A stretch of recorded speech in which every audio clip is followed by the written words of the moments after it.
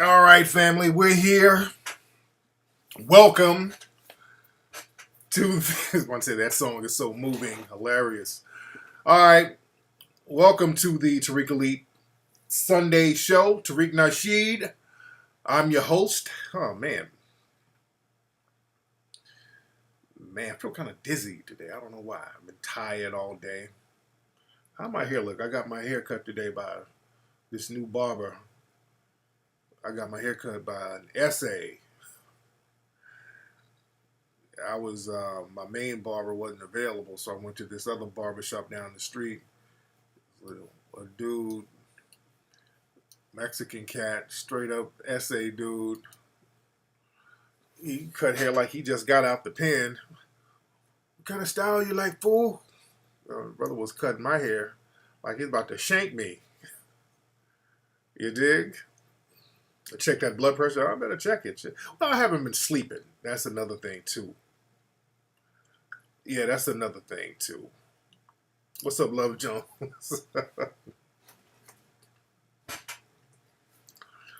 They gave me a Caesar. Yeah, so I'm here. Let me see who we got. Somebody in the room early. Who we got in the room?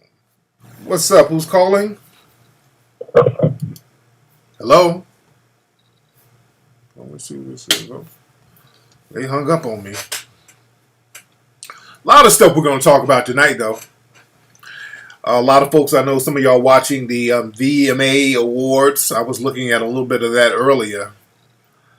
And the VMA Awards, man, they had a bunch of white writers writing for some of those black hosts. They got like different black hosts. And they got Key and Peele.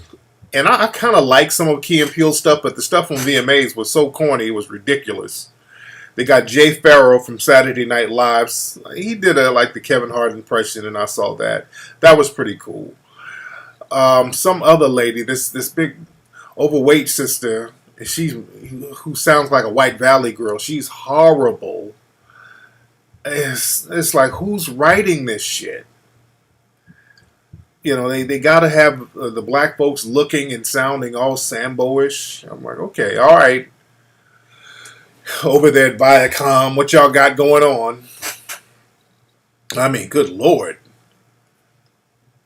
The hosts are so fucking corny. I mean, just not one damn funny nothing. Just nothing. I don't know if they're trying to save money by not trying to get a big name or whatever to host it, but the hosting is horrible. VMAs, y'all got to do something about that. Yes, the fat girl from the Girl Code, that's what somebody in the chat room said, okay. She's not funny. Or whoever's writing for her, I don't know too much about the sister, but whoever's writing for her is cringeworthy.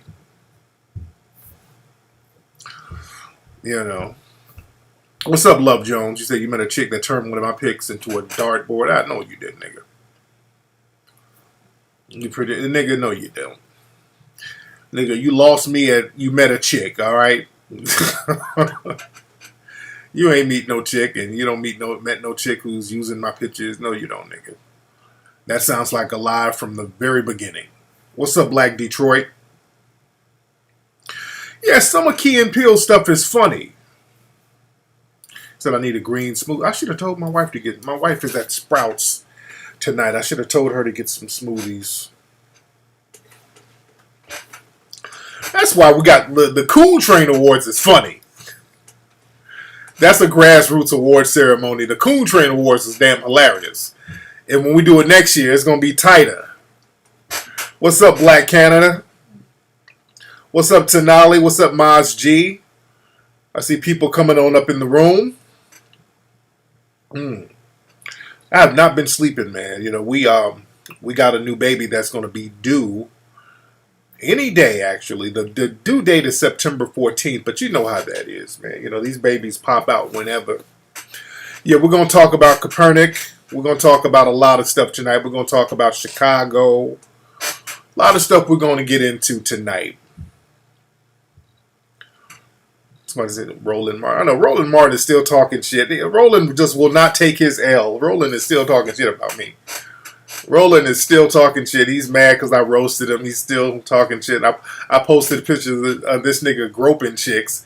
Roland Martin is the gropiest nigga ever.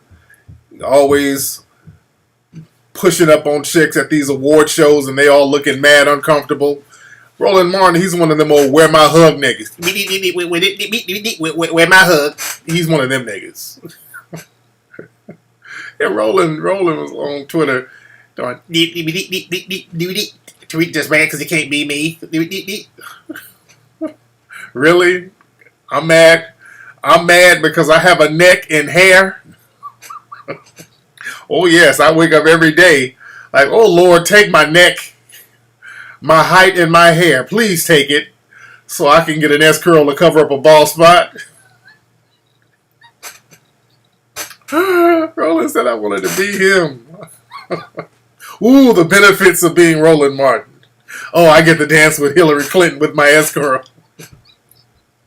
Ooh, the jealousy is just raging in me. He want to be. He want the life that I have.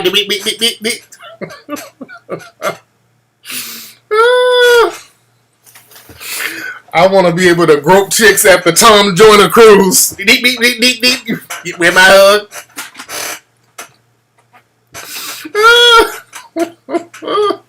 Yeah, it's childish, nigga. That's what it is. Oh God. Dude, what? Okay, I'm hearing about Stephen A. Smith, but his cooning is on extra fleek. Oh Lord, I'm almost afraid to ask what this nigga was saying this time. I'm hearing. Oh, did y'all see those memes of Young Jock? Young Jock got that perm the other day. That was funny. The internet, people went in on Young Jock. Young Jock got that Anita Baker perm, and people went in on Jock. That shit was hilarious. I think Jock took it like a G. Jock took it like a G, though.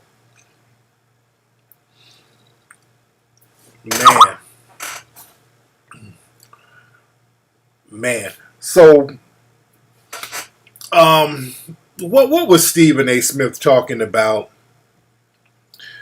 in Chicago? What was he talking? Because I'm going to get into that. I want to talk again. I want to talk about our brother Colin, and I want to talk about the stuff that's happening in Chicago. Want to talk about these white supremacists like Paul LePage, the governor of Maine, openly stating that black people are the enemy. We got to be very serious about dealing with these white supremacists. Paul LePage, who's said racist stuff before when he talked about black drug dealers named Lefty and D Money coming up there selling drugs and then getting the white women pregnant. I mean, this dude sounds like Adolf fucking Hitler. And this is a sitting governor for the state of Maine. The people there elected this dude as their mayor, the governor, not the mayor, the governor of the whole state. So this guy, and he got on film, he was on video talking about, well, the police shoot the enemy and black people and Hispanics and that people, he said people of color, but he's talking about black people and even Hispanic. When they're talking about Hispanic, they're still talking about black Hispanic. They're not talking about the white Hispanics. He's like, black and Hispanics, that's the enemy. And you shoot the enemy. I mean, this dude, the Supreme Court, people need to be looking into filing civil rights charges against that dude. And I'm dead ass serious. I want to talk to some lawyers. For real, dude, that's just a sitting governor stating that a specific race of people are the enemy. We need to be looking at a class action civil rights constitutional violation. We really need to be looking into filing charges for this man coming out publicly saying that. That's neo-Nazism at that point. That's some Nazi shit right there. You have a sitting governor violating the constitutional and civil rights of a race of people. the human rights. I mean, and look, President Obama is not going to do anything. And let me get y'all to get this, man. Because President Obama has a few months in office, the white supremacists are going to double down on their Nazi-style attacks. I know there's probably not a lot of black people living in Maine. If you are a black person living in Maine, man, y'all need to be filing. You should be the first ones filing suit. Out there in Maine, y'all need to be hollering at lawyers who can handle civil cases and taking this shit preferably up to the Supreme Court. I mean, that's such a gross violation of the civil rights, the constitutional rights. That's heavy.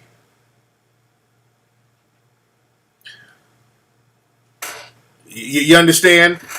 And the reason why a lot of these white supremacists are getting very bold, or bolder, they've already been getting bold, they know that Obama's not going to do anything. President Obama has been president for 8 years. Black folks are still afraid to openly criticize him. There's even a movie coming out about Obama and Michelle Obama. Who gives a fuck about that movie?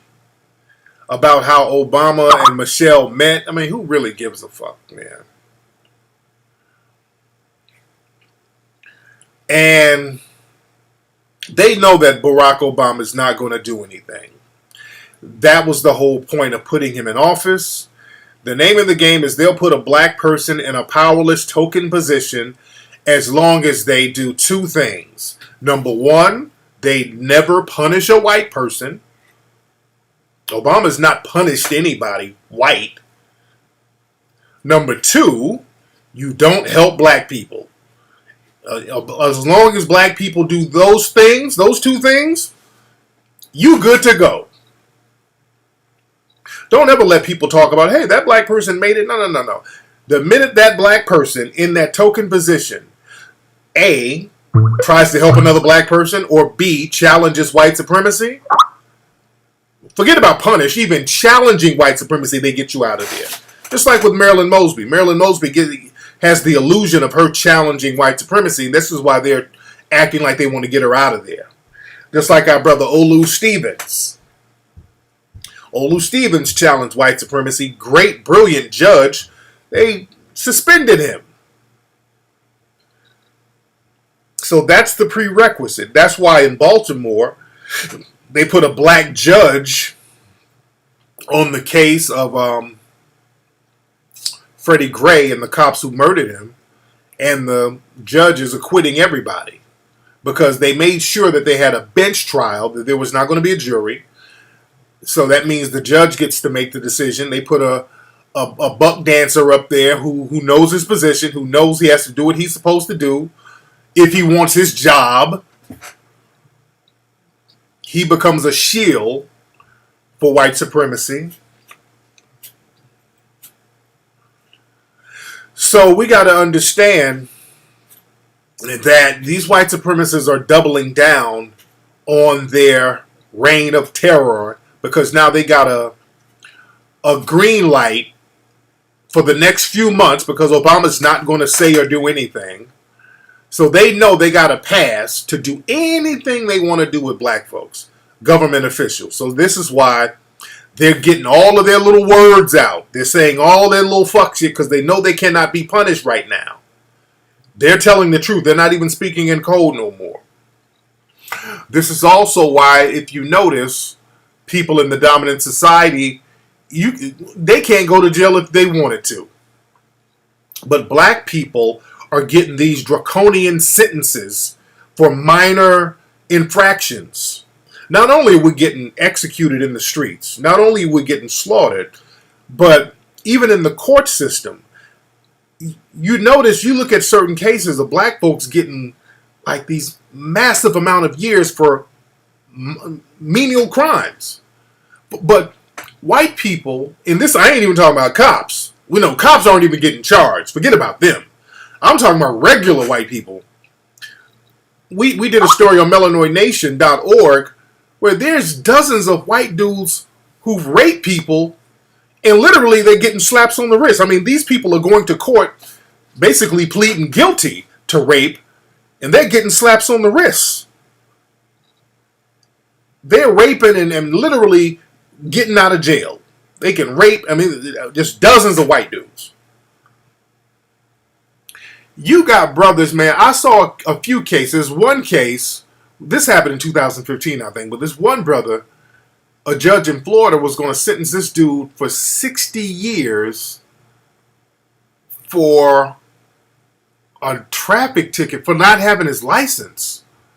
Like a driving violation. The dude, he actually got sentenced for 60 years, and I think they had to bring another judge in to reverse that shit. They're like, oh, hold on now. There was a couple of cases recently. There was one case where a black dude, hold on, my wife texted me, hold on. But I need, okay, hold on.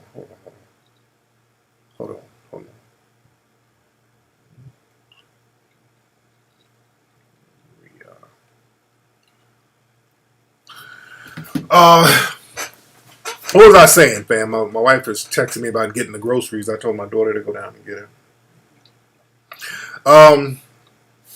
Yeah, there was a case, and I can tell that this is a black person. I saw where somebody got 40 years for shooting and killing a police dog. I said, oh, he must be black. And sure enough, it was a black dude. You know, they put a sick the police dog on this dude or whatever, and those dogs, you know, you got a dog coming at you, a wild fucking animal. So the dude shot and killed the dog. They gave this brother 40 years. You know, 40 years is damn near a life sentence. Shit. 40 years is you might as well say you're in there for life. For shooting a police dog. Another dude, I think this is down in Georgia. A black dude, it was another gay couple in the house or whatever, and he got mad at him, and he threw some boiling water on a gay couple, and it scorched their arms and all that stuff, which was horrible. That's some fucked up shit. That's fucked up. Now let's be clear, he shouldn't have done that at all. But the dude texting me, be not damn. But the dude who threw water on the gay couple, boiling water, the dude got 40 years in prison. You got race soldiers out here killing people, not even going to court, not even getting charged. Forget about going to court, not even getting charged. This brother threw some hot water on somebody and got basically a life sentence. Because he's already 40-something, so that's a life sentence. You're getting life sentences for shit that should be like 2 years max.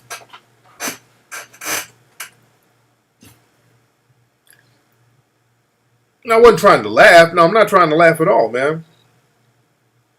Hold on. Damn.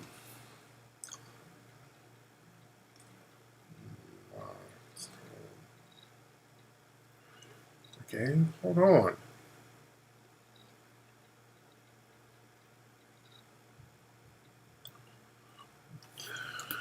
Oh yeah. So yeah, my man down in I forgot what, I think that was in Georgia where the brother got 40 years for throwing water. The brother got 40 years for throwing water. So, you know, they're coming up with these draconian laws, meaning they're going to start sentencing black folks with these overtly harsh sentences for minor infractions. And that's the same thing they did in Nazi Germany. See, this is why I bring up Nazi Germany a lot. And black folks, you got to really study Nazi Germany and see what these white supremacists do, what they're capable of, and how they carry out certain things. That's the same thing they did in Nazi Germany. And this is why I'm going to bring this back to Chicago. The Morris app, it should be ready in a couple of days. They told me at the end of August. Trust me, I've been on their ass. I've been on their ass. Trust me. And this is the end of August, so they're supposed to have this shit ready. It should be ready in a couple of days.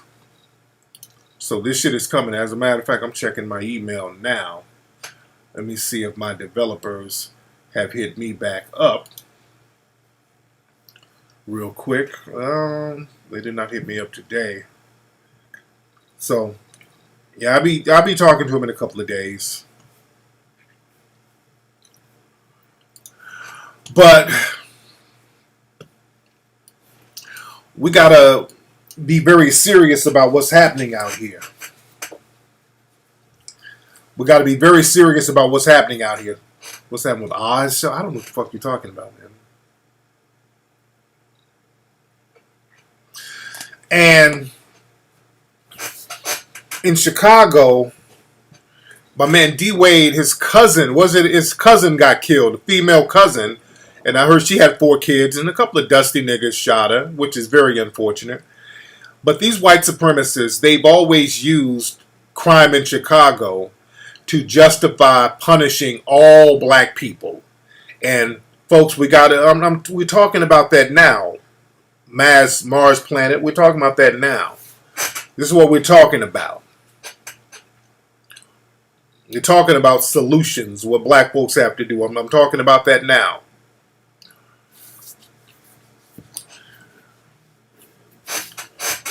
In Chicago, I know they had like a little town hall meeting out there, and I saw some people out there doing a march out there in Chicago, a Stop the Violence march. Let me tell y'all something, man. Y'all stop buying into the bullshit when it comes to Chicago. Black folks, you're going to have to stop buying into the bullshit. Doing these pointless marches about Stop the Violence. Stop that, man. Stop that. Because we got to be very real. And I talked about this on Twitter. Stop the violence marching and all that. Let me tell y'all something, family.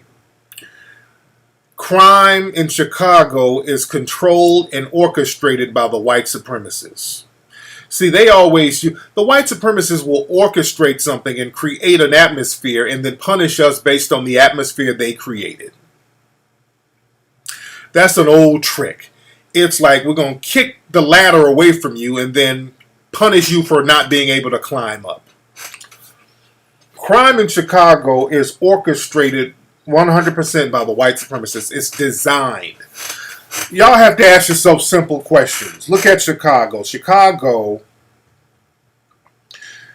one of the biggest cities in the country. Law enforcement in Chicago gets tens of millions of dollars allocated towards them. The cops have a war chest of millions of dollars allocated towards them. I go to Chicago all the time. Chicago, there's cops all over the place.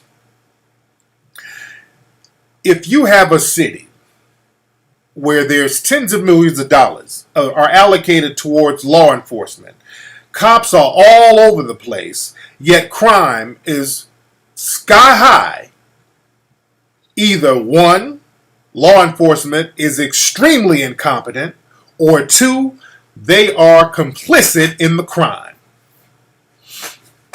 Understand that.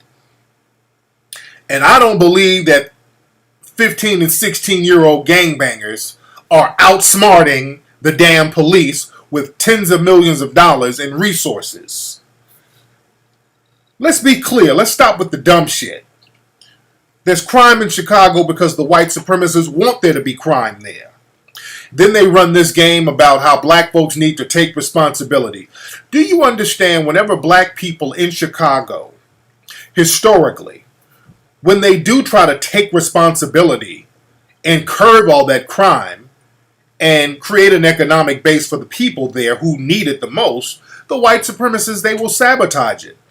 They've been doing that game for the last 100 years and they still do it now.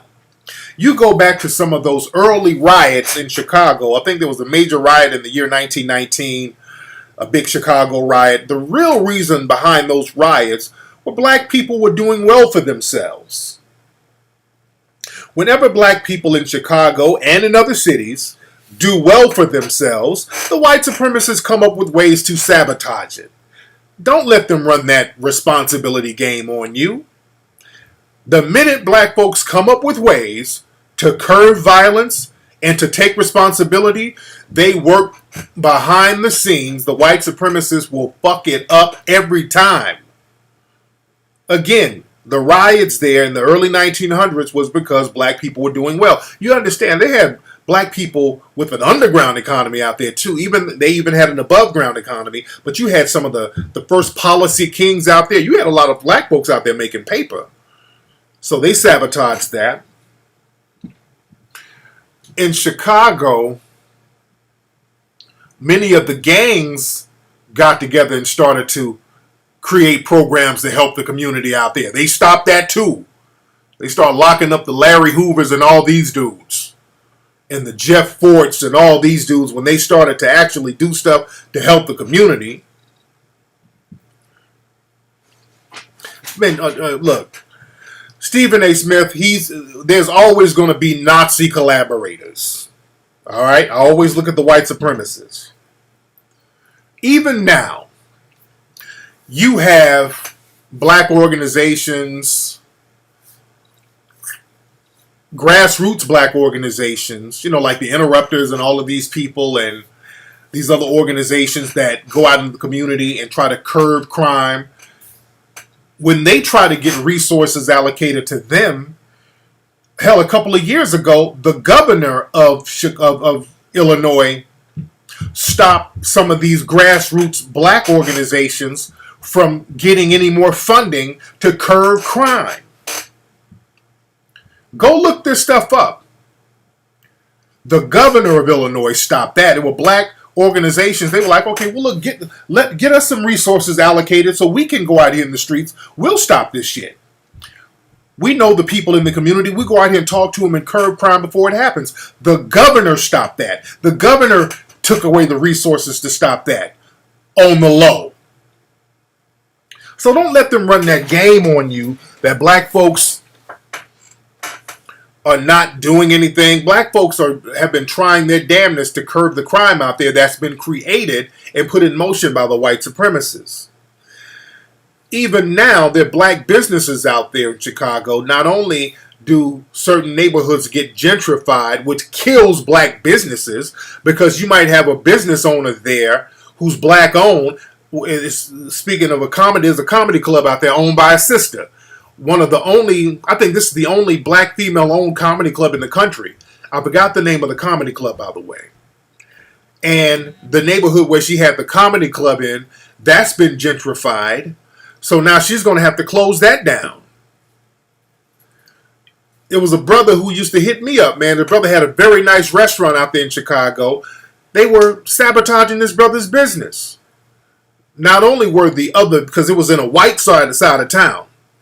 So not only were the other white businesses trying to sabotage his joint, the city was throwing all types of bogus liquor license infractions on him. They kept hitting the brother with noise infractions, saying that there was too much noise coming from his business. So they got all types of ways to sabotage black businesses. And the white supremacists all work together to throw shit under the bus for you. My man even had some of the white supremacists write the word nigger outside of his building. So the thing is, man, don't let them fool you, man. In Chicago, they're creating a situation where there's crime because they deprive the people of resources. Chicago is one of the most racially segregated cities, and I'm going to break that down too. I want y'all to really understand this. They create concentration camp type living, deprive people of resources, allow little bullshit ass weapons in there so people can turn on each other fighting for the limited resources that's there. And then they sit back and say, well, damn, how come those blacks don't take responsibility? They hold Chicago up as an example for black degeneracy.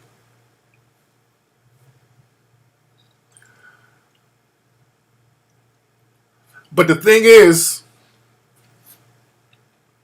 we got to understand what's happening. See, y'all know in Chicago, some of that violence is not black on black crime. A lot of black folks end up shot out there, but who's doing the shooting? Let's be real. All the black people ain't out there doing shoot. We showed evidence on like Illinois Nation that there's some undercover cop looking people out there. There's video of people looking like undercover cops out there doing drive-by shootings. Also, they got a law out there in Illinois where if you're with somebody and the police kills that person and you're with them and the person is accused of doing a crime, you can actually go to jail for murder. There's a brother in Chicago who was with his friend. I think his friend committed a crime. The cop shot his friend and killed him. The brother got charged with murder because they said him and the other dude were together, so they created a situation where the cop had to kill him. Therefore, the other black man is responsible for the murder of the other guy because the cop had to kill him. So that's neo-Nazi shit right there. I mean, dude, let me find the article. That shit sounds crazy, don't it? I'm going to show y'all the article. Hold on. I'm going to find the article for you. Now Google wants to act slow. All times Google want to act goddamn slow. Hold on, man.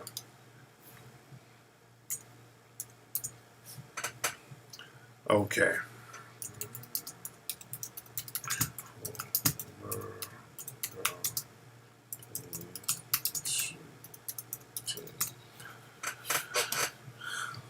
Oh, shit. Let me find that article for you right now. Where's the man shooting? Where's that man charged for murder police shooting? Man, they get so many shootings out there, man.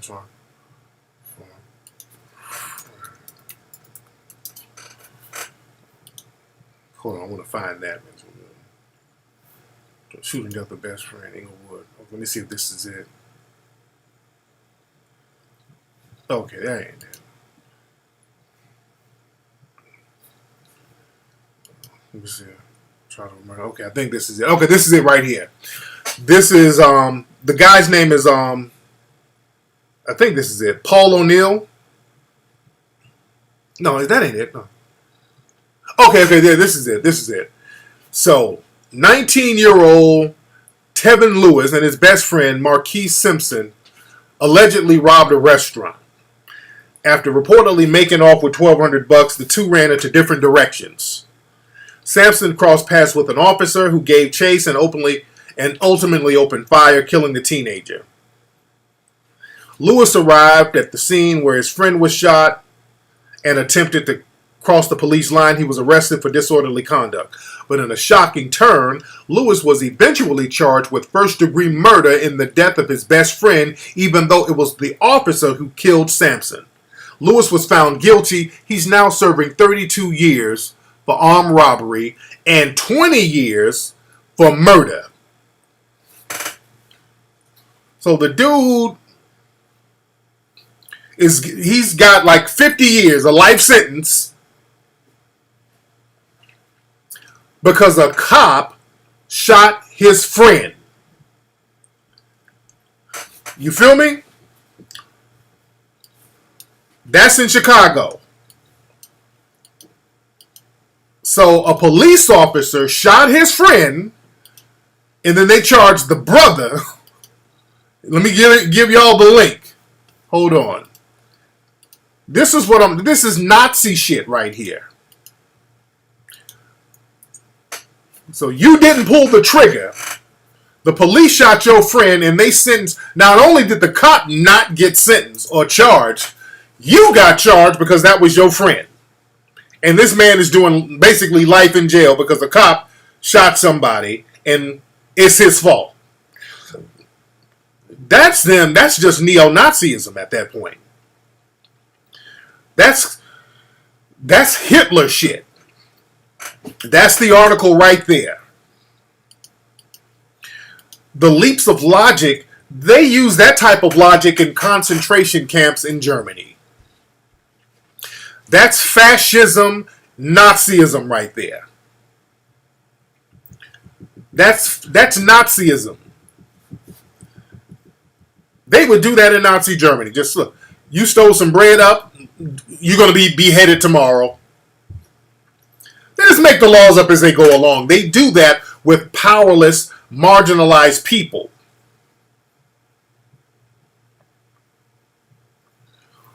So this is why black folks are going to have to be serious about being in this system of white supremacy. We're going to talk about Kaepernick in a minute. Because understand this, man. Y'all know who's from Chicago. Where are my Chicago people? Where's all my Chicago people? Because y'all know in Chicago, they've been talking about martial law in Chicago for a long time. That martial law talk is popping back up out there in Chicago. Y'all been hearing about that?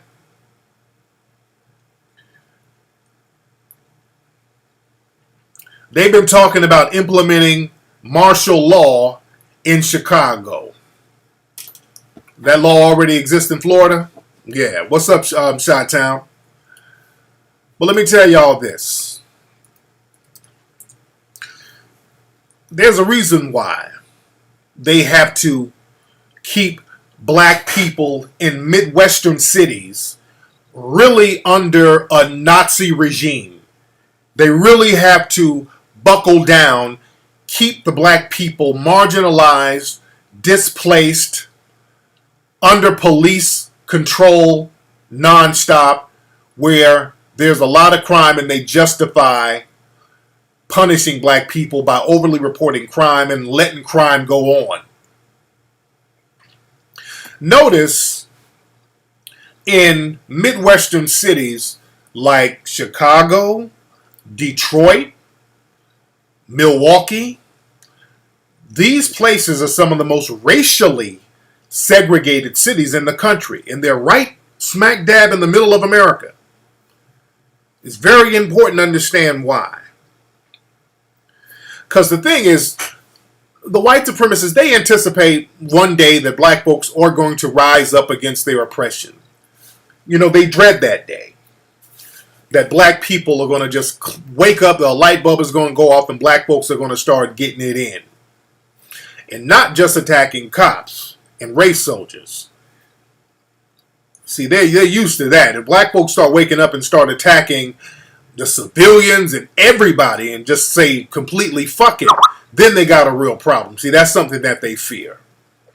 So in Midwestern cities, and this is very important, in the Chicago, Illinois, all that shit is right smack dab in the middle of the country. Who's this? What's up, baby? $20. You have $20? For what? Just to keep on me, so I got money on me, I'm broke. Okay, well, get her from Peanut when she comes. And don't forget to get her the stuff when she comes. She's already here. Did you get it already? Yeah. Okay, get her from Peanut. Close my door, sweetie.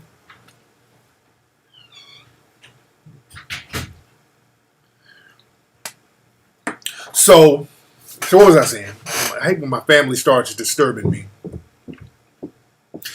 So like I said, it's very important to keep black people suppressed, especially in middle America. Because middle America, places like Chicago, Detroit, especially Chicago, is a very vulnerable city for any type of attack, especially a terror attack. Because it's right smack dab in the middle of the country. And the thing is, if something were to go down, you know, they can go into different directions. Whereas in the West Coast, you know, you can bring the Navy in. In New York, you can bring the Navy in. There's only one way to go. You can go left, north. You can't go up into Canada. So, you know, New York, you can kind of suppress shit. LA, you can suppress shit. Miami, you can suppress shit more. Even Atlanta, because, you know, Atlanta, there's a coast there. You know, South Carolina, all that. But places like, you know, Chicago is very vulnerable for any kind of uprising, a for real uprising, and a terror attack. And the thing is, they don't want anybody foreign clicking up with black people, especially in Chicago. That's what they do not want. They don't want any kind of foreign enemy, quote unquote, clicking up with black people, period, especially in Chicago. And understand this, some of the gang members out in Chicago, there were situations where they were going to get arms from foreign countries, and the government stopped that quickly. There was also a story about some Chicago gang members at one point who were about to carry out a terror attack outside of the black community. They magically stopped that too. That's another thing. What's interesting is whenever black folks start talking about doing harm to people outside of a black neighborhood, all of a sudden they magically get stopped. Whereas crime within the black areas just go on into perpetuity. So they know how to stop certain crimes. So they know how to curb crime when somebody's leaving the black area. They know how to stop it within black society. Jeff Fort, exactly. That's why they got Jeff Fort in jail. Them El Rukins. Exactly. Them El Rukins. They don't even let Jeff Fort and them dudes get phone calls in jail no more. Yeah, the minute the El Rukins and all those dudes were about to get the P-Stones and all those dudes were about to get help from foreign people, they had to shut that down. So, yeah, I heard they were getting rocket launches. It was real deep. So they had to shut that down. Yeah, Chicago is a very vulnerable place. And for a marginalized group of people, they don't want marginalized people being able to get access to real weaponry and get on that fuck it mode. So they have to go out of their way to suppress black people. This is why if something is going to go down, especially if they're going to start putting black folks in concentration camps, which is eventually going to happen in this country, unfortunately, if black folks don't wake up and say, fuck that. They already got, Rex 84 and all that. I'm telling y'all what the deal is. So we got to be very understanding about why they are allowing so many black folks to get executed. So when they go for the big plan, people are already desensitized to black folks getting executed. See, when you have black folks getting executed repeatedly over and over again, and the media is normalizing it and justifying it, that's always a prerequisite for a bigger plan. Gamble, stop putting your GoFundMe page up there, man. And also, understand this. They did the same thing in Nazi Germany. We got to look at Nazi Germany. In Nazi Germany, they did the same thing. They funneled Jewish people into ghettos. That's where the term ghetto comes from. They destroyed their businesses. There were Jewish people who were doing well. They destroyed their businesses, shut their shit down, put them in concentration camps, where the ghettos were concentration camps anyway. Put them in ghettos, deprived them of resources. The Nazis implemented a Jewish police force to keep control over the Jews, the other Jewish people. But the police force were controlled by the Nazis because the entire system was dominated by the Nazis. So this is why we get Sheriff Clark and all these people. Sheriff Clark won Cop of the Year, and the New York Police Union elected him Man of the Year. He's nothing but a Nazi collaborator. That's all. We got to still look at the Nazis, which are the white supremacists. So in Chicago, a couple of years ago, let me give y'all another article. In Chicago, it was a senator there. Hold on one second. Let me show y'all this link. Let me give y'all a link. Okay. Because I like to have receipts. Come on. Okay, there we go. All right. So let me give y'all this link. Mark Kirk. Mark Kirk is a senator. Is Mark Kirk still a senator out there in Chicago? This is Mark Kirk.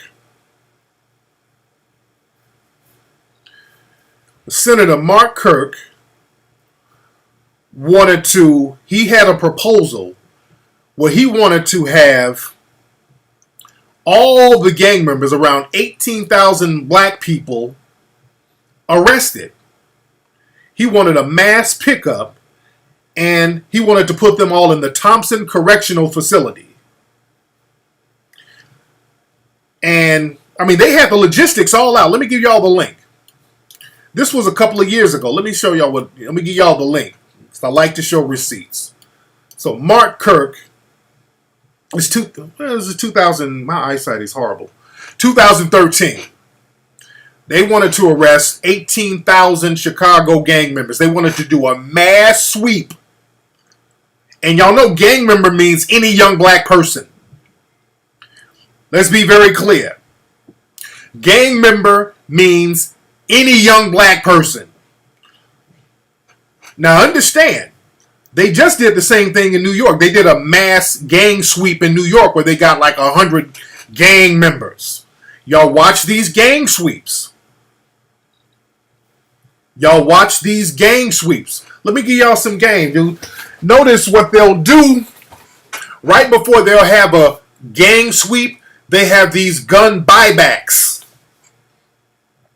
They'll do these gun buyback programs so they can disarm the community. See, the white supremacists, they play chess. Y'all play checkers. They're playing chess out here. They'll sit up and say, hey, man, give up your guns, man. We got to stop the violence. Hey, let's stop the violence, man. We got to clean the streets. They'll bring a bunch of coon preachers out there. Oh, yeah, let's do a gun buyback, man. Just bring in your gun. We'll give you some money. No questions asked, bro. Just bring your guns in. And then dumbass niggas go turn in their guns, get some money for some shoes. Then a year or so later, they do a big ass sweep. Y'all better watch those gun buybacks. Watch them gun buybacks. Don't fall for that. Exercise your Second Amendment. Exercise your Second Amendment. They want you defenseless. Same thing they did in the Ukraine. When they want to start mass extermination, they disarm people. So they disarm people and then go into these areas with massive gang sweeps. Yeah, giving motherfuckers a $100 gift card and all that. Yeah, unfortunately, they had Snoop do that. I wish Snoop had not have done that. I got the utmost respect for Snoop. Yeah, Snoop was like promoting some of that gun buyback stuff. Don't sell no damn gun. Exercise your rights, man. Exercise your Second Amendment. Exercise your Second Amendment.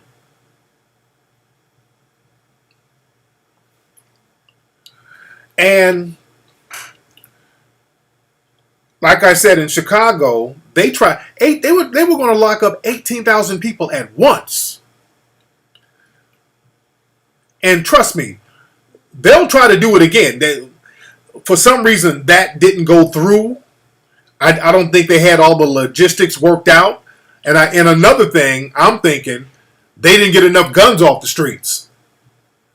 You dig what I'm saying?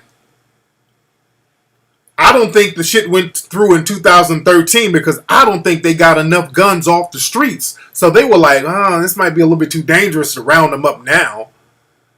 We don't know who's packing. We don't know who got burners. We don't know. So they had to ditch that because 18,000, that's damn near 20,000 people. And if they proposed 18,000, it could have been double that. So you watch that, and that's what they're going to do eventually. They're going to start rounding black people up under the guise of rounding up gang members in a gang sweep. The white supremacists, they've been practicing, they've been doing little shit to practice to perfect the ultimate goal.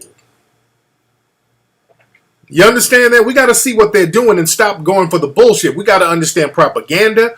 We got to understand deceit. We got to understand what their ultimate goal is. And we got to look at the bigger picture. Let's stop believing that there are black people in Chicago that's running shit. The white supremacists control everything that's there, and they justify harming black people on the situations they control. And I think they're going to use Chicago first when they start rounding black people up in large numbers, taking them to detention centers and camps. It's going to go beyond prison. And that's another thing. They're talking about dismantling these private prisons. That's another thing. They're talking about dismantling private prisons. But don't be fooled by that. They got Rex 84 centers ready.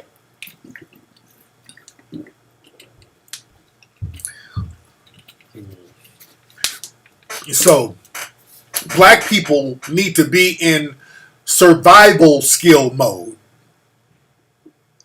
You're going to have to learn how to be in survival skill mode. You're going to have to learn how to... Devontae, okay, dude, I'm not entertaining you, to Devontae, because some of your shit sounds a lot like trolling, and it sounds kind of dumb sometimes. So, not to disrespect, but we talking about bigger shit. Brother Farrakhan said that too. Chicago is the model. Absolutely. I'm telling you, some shit goes down, Chicago is going to be first, because they already got black people funneled into certain neighborhoods. That's why most of the crime in Chicago, it generally happens in about 4 neighborhoods. Most of the crime in Chicago, there's about 4 neighborhoods tops that most of the shootings and stuff happens. It's real talk, man. We got to really understand it and look at this shit from a militaristic standpoint and stop letting them tell us what the deal is. And Rex 84, those are like concentration camps that they have all over the country.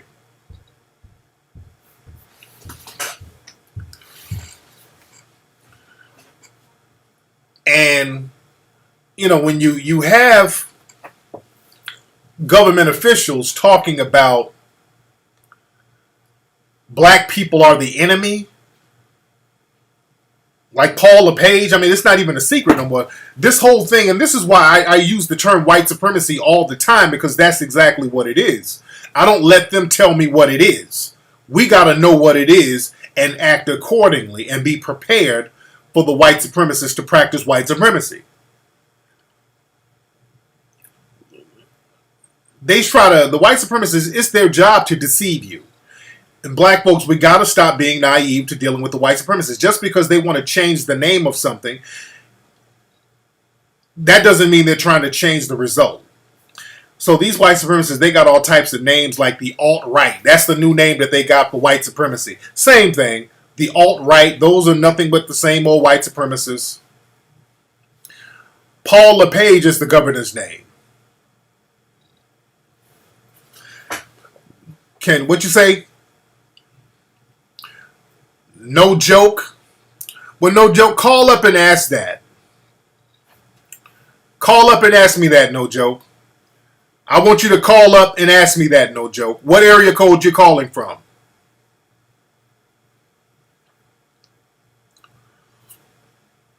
There's a lot of trolls in the room, but it is cool. Because I'm speaking truth to power tonight. But yeah, Chicago is the model for them to round large numbers of black people up. Chicago is the model for that. And you understand this, when they do that, it's going to be fast. They're going to do it fast so that people don't have enough time to think and retaliate. And they're going to lull you to sleep and pacify you before they do it. And this is why they keep trying to distract us. All right. No joke. Call up. Call up now. No joke. I'm waiting on your call. All right. There you go. Hello? What's going on, Tariq, brother? What's up, No Joke? How you doing, fam? I'm all right, King. Just wanted to touch bases on that sister in South Carolina. I guess she was going to do a little session and whatnot, and she wanted to ask you a question on, you called her an agent and whatnot, and when she got real disrespectful, you didn't even try and touch on it. Just trying to figure out what was that all about. What was I supposed to do? Well, she said you called her an agent, and she said she was homeless and sleeping in a car. I mean, we can't be trying to uplift one another if something's going down and you putting it down. Just was curious. Okay. Now, what would you have done to her? I would have stopped and I would acknowledge that queen. So that's your queen? So your queen? That's your queen? No, all sisters, in my eyes, all sisters are queens. Every black woman out here is a queen, regardless of whether she was a stripper, a dance, whatever it was, just in general. Then queen means nothing then. If everybody's a queen to you, then being a queen means absolutely nothing. Well, that's not true. All my brothers how does a queen, if everybody's a queen, what's the definition? It means nothing. What makes them a queen if everybody's a queen? Because she's got melanin in her skin. Well, hell, there's a lot of bedwenches who got melanin in their skin. Does that make them queens too? Well, yeah, but if she starts calling me a bitch ass nigga, I'm gonna try and figure out why she doing that. Well, what you gonna do? I mean, if she's calling you a bitch ass nigga, what are you gonna do? Maybe I might slap the taste out of her motherfucking face. Well, I'm not a bitch ass nigga would do that. I'm too playerish to do some shit like that. That's the difference between me and you. Then why didn't you put the pimple down there and explain why you called her an agent? But that's bitch ass nigga shit. Why would you slap a chick, dude? That's bitch nigga shit. If you call me, why would you slap a chick, dude? Why would you jump on a chick? Why would you jump on a chick? That's bitch made, dude. Why would you call a bitch? Why would you call a bitch an agent? That's bitch made. But no, if they're an agent, they're an agent. I can call them that. How you know why would you jump on a chick though? But why would you agent. Slap a chick though? That's hoe shit to me, bro. That's a bitch move. Well, so we're not on the same page, dude. You jumping on chicks? Why you jumping on chicks, dude? And you trying to sound gangster. You jumping on chicks. You just said you would slap this woman and beat her up, dude. That's whole shit. If you call me, but that's whole shit. If you call me a bitch ass nigga because but that's whole shit. Why would you smack a woman up, dude? That's whole shit. You bitch man. Come on now, man. That's moist. You calling up, laying on your stomach with some sparkles on your booty, nigga, doing some shit like that. I got no respect for a bitch ass nigga like you. That's bitch man. I have more respect for you. Get your bitch ass off this phone. That's the difference between me and you. Let me give you this bitch nigga's number. Who's out here beating up women out here? 256-520-0193. You abusive bitch nigga. Talking about beating that woman up. The woman is an agent. I suspect her to be an agent. I ain't about to argue with no agent who's filming, trying to instigate something. I don't fight women. Fuck am I gonna fight a woman for? Fuck out of here. Dusty nigga. I don't fight women. I slap the taste out of her mouth. That's bitch made.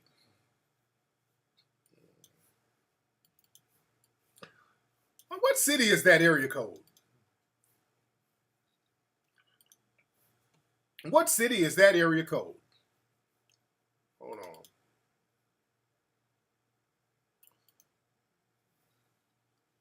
Hold on one second. Why my Skype acting up? Hold on. Let's call this bitch nigga back. Let's call him back up. 818. No, that's it. That's my number. 256-520-0193. What city is that?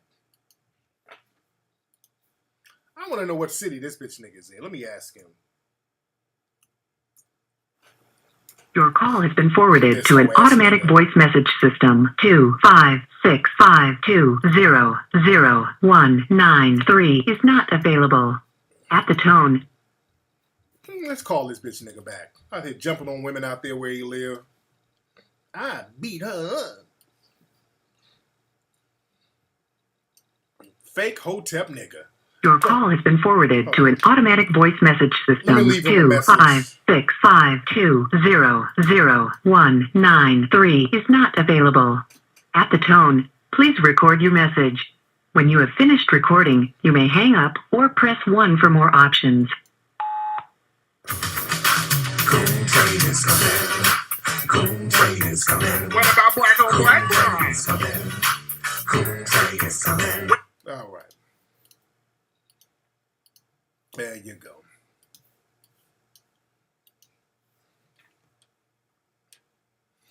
Yeah, is he in? You still in the room, nigga? You bitch made. You a bitch made. Is that how you do your queens? How you gonna jump on your queen? Cause she got melanin. How you gonna jump on your queen, fam?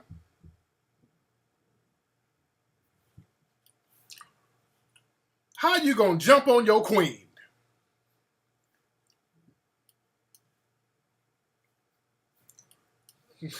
That's North Carolina? Oh, Lord. Y'all got them type of niggas out there?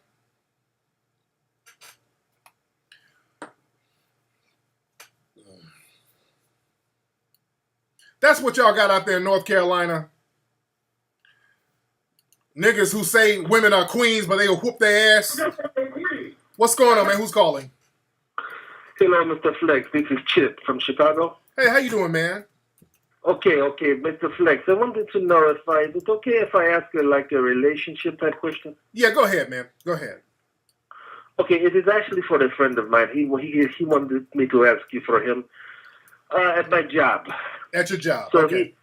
he had he's in a managerial type position. So there was a company trip, and he was able to take whoever he wanted to take. So a young. Hello? I'm here, brother. Go ahead. Go ahead. Oh, I'm sorry. I was looking at the screen, and I guess the timing is off. But yeah, and he was able to take whoever he wants. So anyway, young lady invites herself. He was just telling her about the whole thing, and she invites herself. So he says, "Hey, okay, well, yeah, okay, you can go." So they go. It was in Las Vegas, and the whole time while they are planning to go, she's telling him, "Hey, whatever happens in Vegas stays in Vegas." So he's like, "Hey, okay, whatever." He was just, he was not really into this lady like that. It was just to go to Vegas for fun. So on the very first day, he smashes with her. And then he says the next morning they wake up, they were drinking and whatever, and then she tells him, "Hey, I want you to come to my room, blah, blah, blah." And then one thing led to another. And the next morning he says she wakes up, saying, "Oh my goodness, what have I done? I can't believe I've done this." And the whole trip, which was about 4 days, she's avoiding him, not talking to him, and just playing she is really not even know him anymore. And he just wanted to know, why is she behave like this? Because that's because she has a dude. She has a dude. Sound like she smashed, got with dude, and after she got after dick remorse. You dig? And okay. Yeah, it sounds like she already had a dude, and then she felt guilty afterwards. So that's what that sounds like. She's married. She's married. Oh, well, there you go. Okay, well, damn, that's obvious. Okay. So, okay. I mean, y'all didn't figure that one out? That this woman she felt guilty because she had a husband?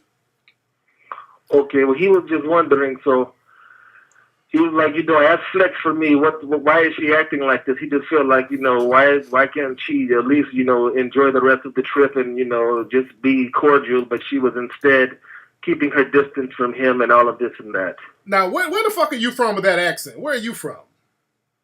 I am from Chicago, Illinois. No, ain't no accent like that in Chicago. Why do you have an accent?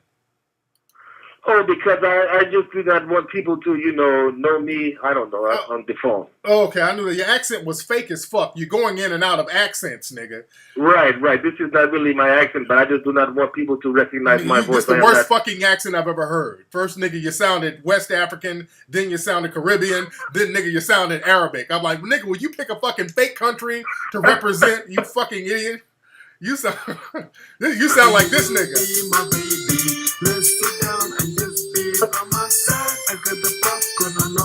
I mean, nigga, you couldn't even get an accent right.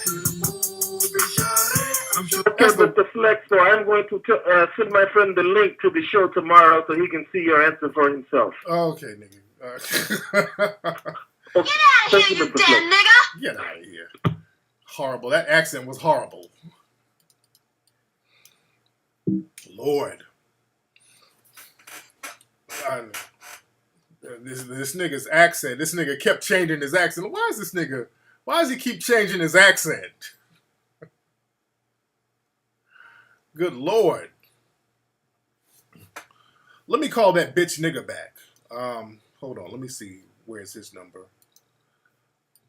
Let's call the bitch nigga back who has hood rats for queens. And I know you're still here, bitch nigga. Oh, I know you here, bitch nigga. Hold on.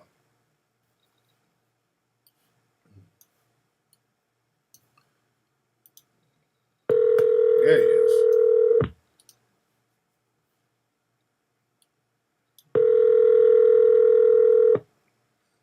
Answer this phone, nigga. But did I call the right one? Yeah, I called the right number. Your call has been forwarded to an automatic voice message system. 25652000193 is not available. At the tone, please record your message. When you have finished recording, you may hang up or press 1 for more options. I'm addicted to boys. I'm addicted to boys.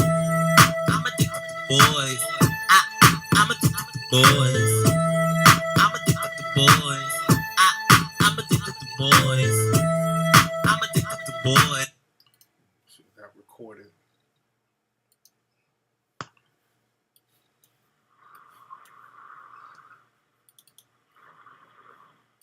Hello?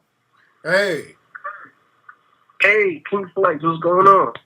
Hold on. I got niggas mixed up. Hold on. Shit, hold on. Okay, I'm trying to see if I'm leaving a message for one nigga and another nigga pop on the phone. Hold on.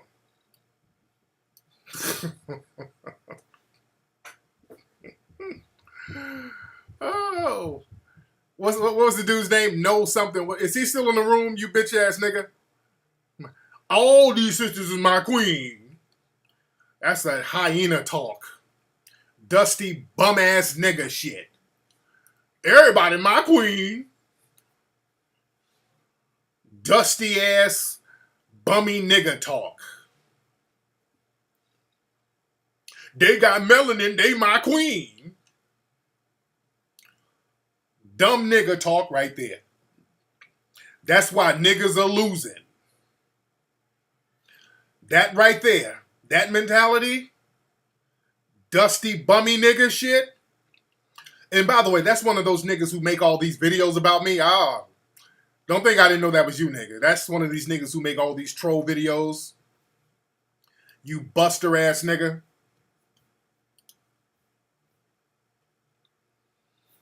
You little dirty bastard. That's the kind of nigga just got 10 baby mamas and shit. They my queens.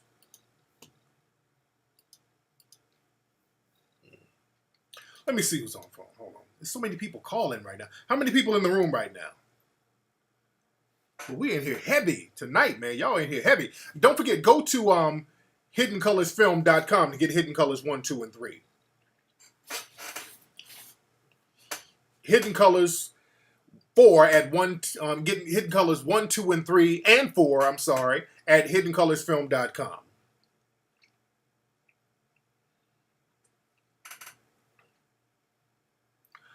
Man. But, shout out to brother Colin Kaepernick. Am I pronouncing his name right? My man Colin stood up to the white supremacist. A white woman, white supremacist. What is that?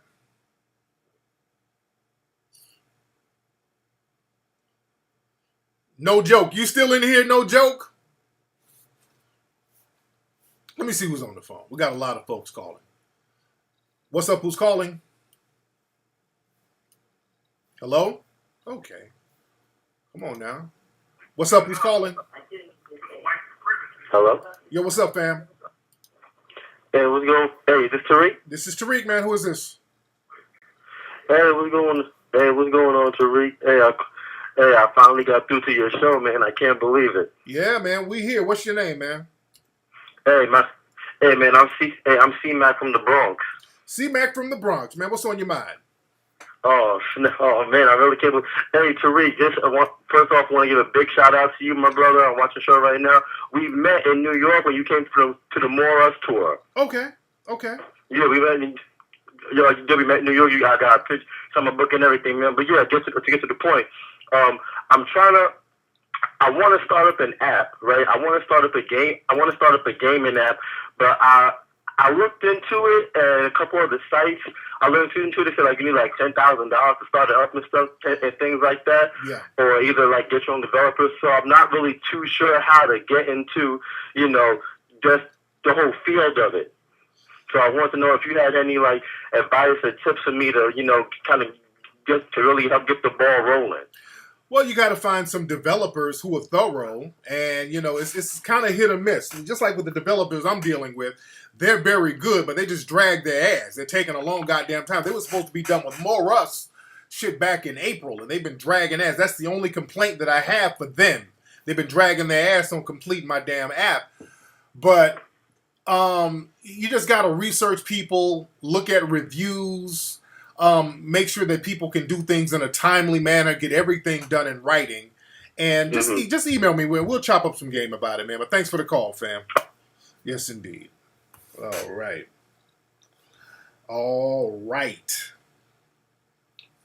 Man.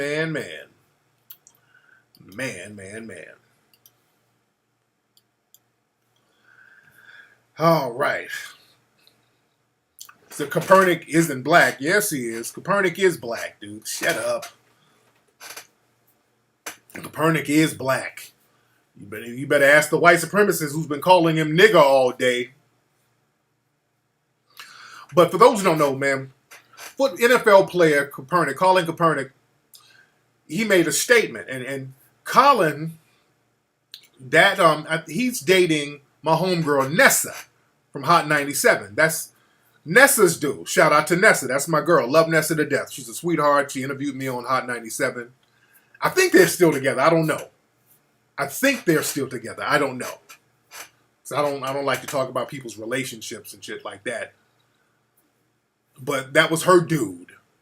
Was or is. And Kaepernick. Kaepernick, I said Kaepernick. It's Kaepernick. Kaepernick, how do you pronounce it? Is it Kaepernick or Kaepernick?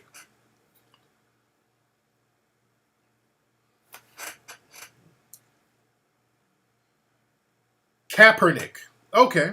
I put the emphasis on the wrong fucking word. It's Kaepernick. Y'all call up and tell me the correct pronunciation. Oh, yeah, Nessa's a fine motherfucker. Yes, she is. What's up? Who's calling? Flex, what's going on, man? This is RJ out of the Bay. RJ out of the Bay. Now, RJ, is it Kaepernick or Kaepernick? It's Kaepernick. It's Colin Kaepernick. Oh, there you go. I'm calling the man Kaepernick. I'm all putting the emphasis on the wrong shit. Man, what's going on out there in the Bay? Oh, man, it's the same old shit, different day, gentrification, a lot of rich white folk. Yeah. Niggas are struggling. Man, I feel you, man. I feel you, brother. But thanks for the call. Let me get on this. Kaepernick, my man Colin Kaepernick. Yeah, I gotta, because I don't watch football like that, so I don't follow that shit. So it's Kaepernick. It's real funny style about certain word pronunciations, because I remember when I went down to Atlanta for the first time, and I saw the street named Ponce de Leon. Now, Ponce de Leon, that's the proper pronunciation of the street, named after the European explorer who went into Florida and Georgia and all these other places looking for the Fountain of Youth. So the correct pronunciation is Ponce de Leon. Got it? And there's a street down in Atlanta. And when I was down there, I made the mistake of pronouncing the shit correctly.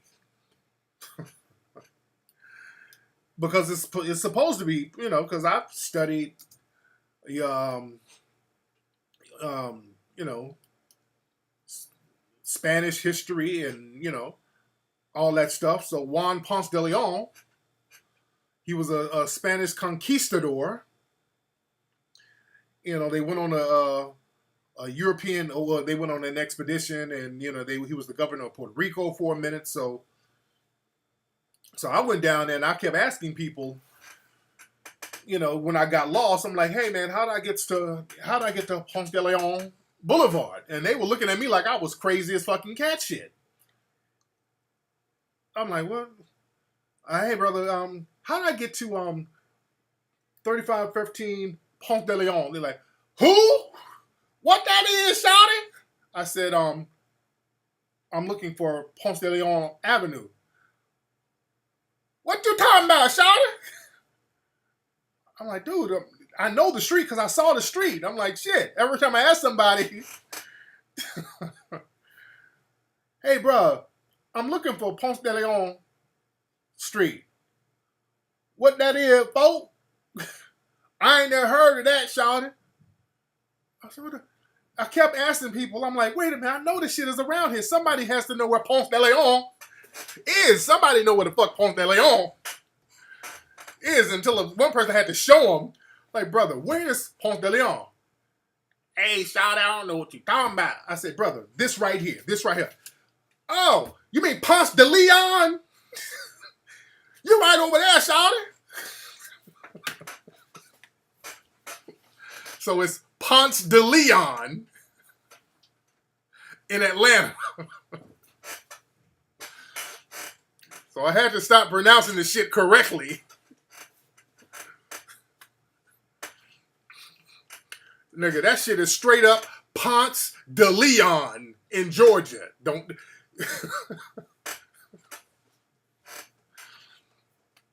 Man.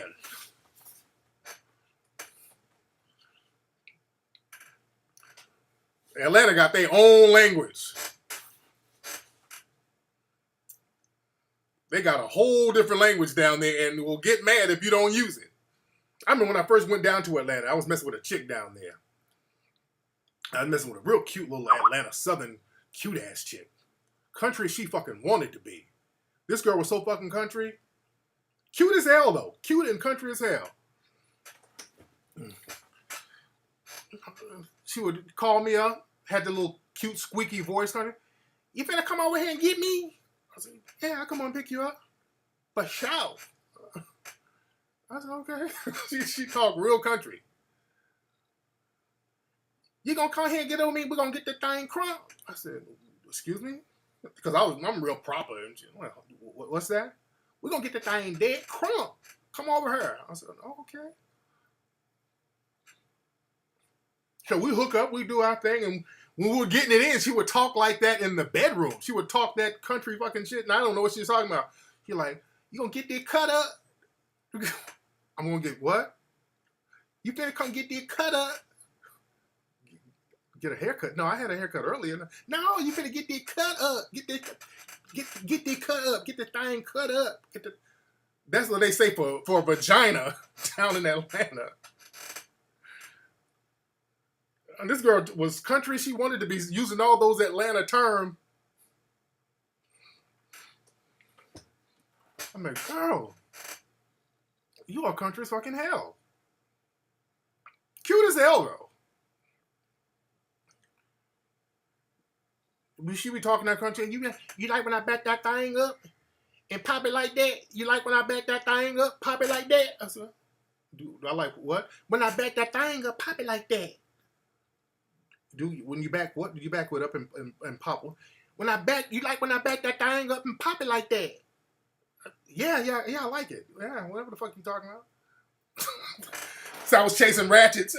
She had a job though. She worked at a fucking like an insurance company as a receptionist.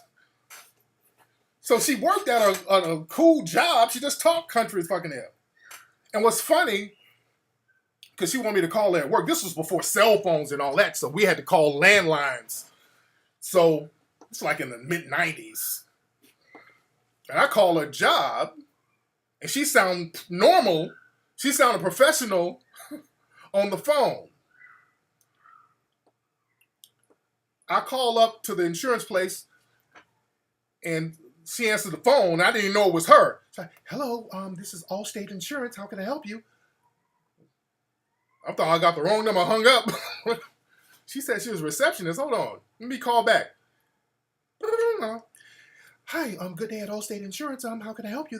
I said, may I speak to Lisa? Oh, this me? Oh, oh, you sounded different. Okay. Then she go back into ratchet sound. Okay. She would switch that shit up. Oh, she didn't let that shit fuck her money up. She knew how to talk at work.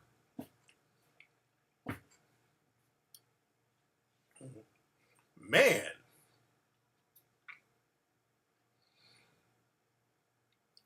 Oh, no, guys. I'm trying to disown the South. I've never had a country accent, ever. And Atlanta lingo is different from other parts of the South. There's a whole different language in Atlanta.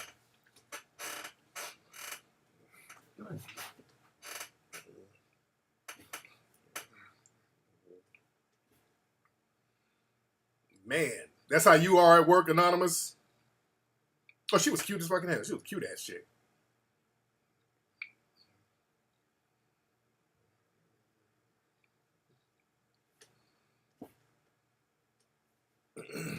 Do I have a pic? I don't have a pic of that chick. Hell no. Yeah, in New Orleans, they got their own accents too. Yeah, they got a whole thing going on down there too. Yeah, every state got its own sound. But I'm talking about Colin. Look, I got somebody from Georgia calling right now, look like. What's up, who's calling? That's it, hot down here. Hey, what's up, man? This is Christopher from Columbus, Georgia. Hey, how you doing, Chris? I'm doing good, man. I just wanted to just tell you about a situation I had down here in the South, man. Yeah, so I got pulled over by some cops, some suspected race soldiers. Yeah. And they pulled me over. He asked me, he said, do you know why I'm pulling you over? I was like, no. He was like, yeah, well, you were looking down. And I'm like, he's like, well, get your license out, get your registration. I said, my registration is in the glove compartment. He was like, what's wrong with you, man? You're shaking, you're nervous, man. You on Xanax? You on some type of pills or something? I'm like, nah, man. What's going on? He's like, yeah, man. You think I'm gonna shoot you or something? I'm like, what? Why are you even saying that? Anyway, man, I end up getting in my glove compartment, giving him my information, pulls me out of the car, search my car illegally. Then they finally bring the dog, and, pull me over. Didn't find anything, man. But they kind of roughed me up a little bit, and my fiance, she pulled up, and her family pulled up. We were leaving an event, man. But if it weren't for them pulling up, man, my uncle told me straight up they would have planted evidence on me. Damn. And that's right here in the South, bro. So damn. I just tell everybody out there to be careful, man. And these race soldiers is real, man. They got Trump stickers down here, and Blue Lives Matter stickers on the back of car trucks down here in Columbus, Georgia, yeah, bro. So that shit is crazy, man. Hey, tell everybody be safe, man. Be safe out there, man. Thanks for the call. Yeah, that shit is heavy, man. This shit is getting... It's on some neo-Nazi shit right now, man. Yeah, it's definitely on some neo-Nazi shit. But let me talk about my man Kaepernick, Nessa's dude. And Nessa's probably listening. Shout out, Nessa. How are you, dear? Nessa is Egyptian. A lot of people think Nessa's like Puerto Rican. No, she is Egyptian. She's from the motherland.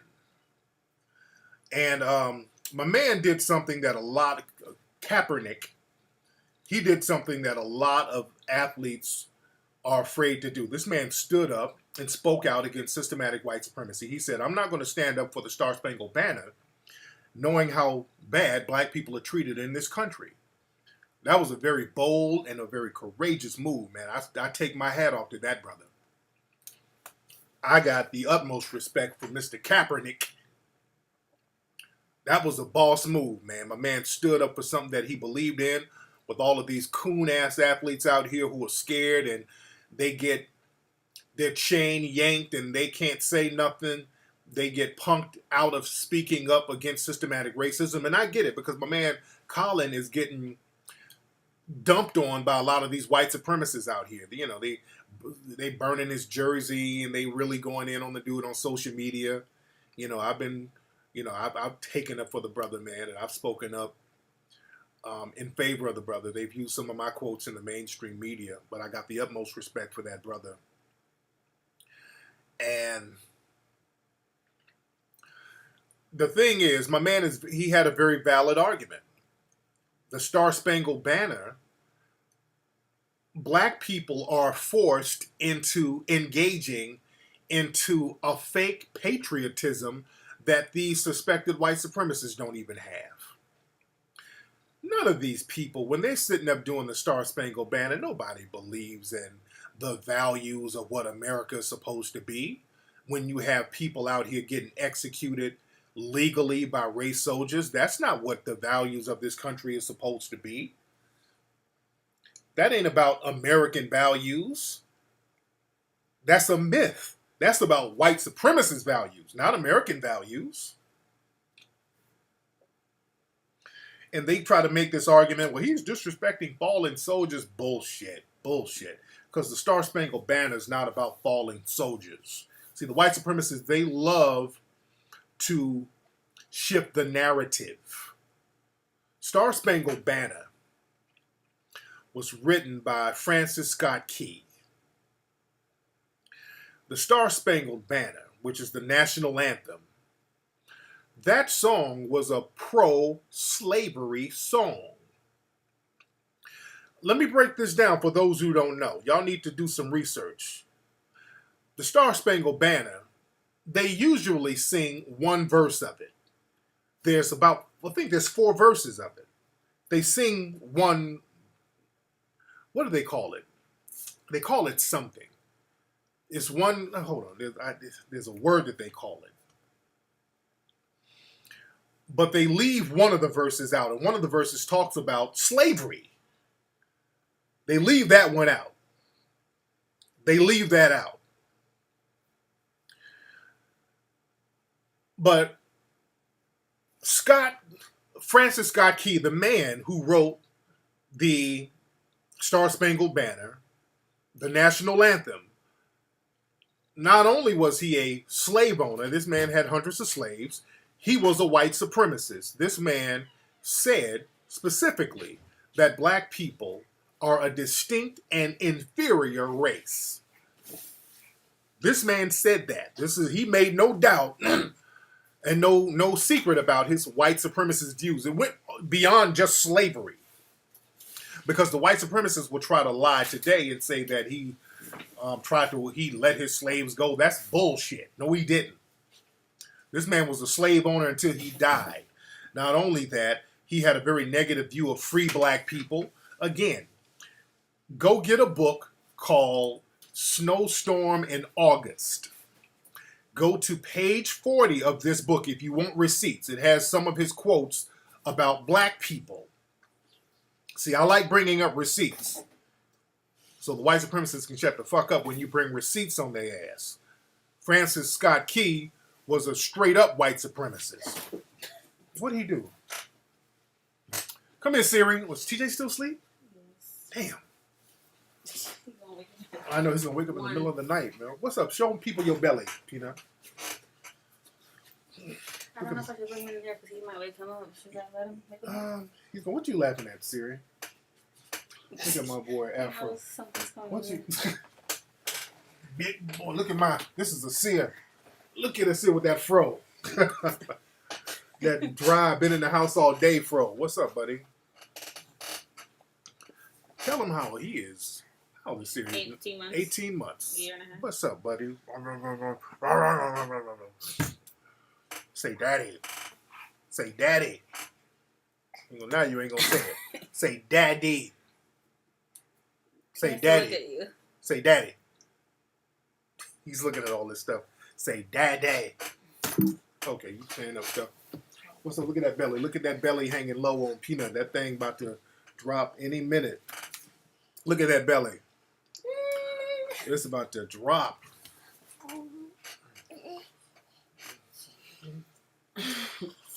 man. Oh, did he tell you earlier he yanked TJ and dragged him Really? off the table because he was trying to get bacon from TJ because he was like pushing him away. So he went and dragged him and the table he drew. Damn. Good Lord. So funny. What are you doing, Siri? Hi. Say daddy. Say daddy. Big one. All right, go with mommy. All right. All right. Say that still look like The Weeknd. Okay. I saw The Weeknd performing on Saturday Night Live last night in the future. The Weeknd sounds horrible live. This is when The Weeknd, what's up? Is she tired? Yeah. Yeah, The Weeknd. It was Future and The Weeknd performing on Saturday Night Live. Yeah, he's big. He's a big boy.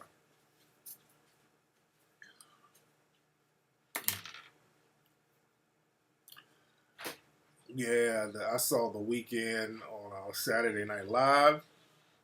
Now, Future was doing his thing. Future was cool. But when The Weeknd starts singing, some of these things don't be sounding right live. When they ain't got all that auto-tune and the studio effects and the reverb. That nigga sounded horrible. He sounds horrible on the radio, too. No, with radio, they can kind of disguise stuff, man.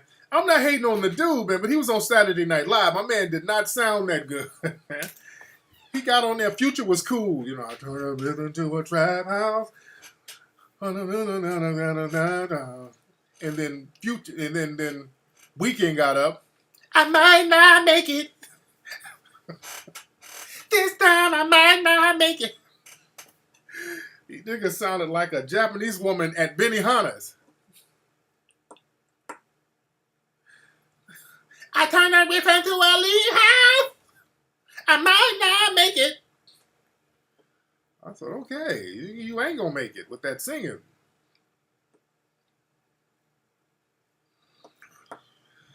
Damn.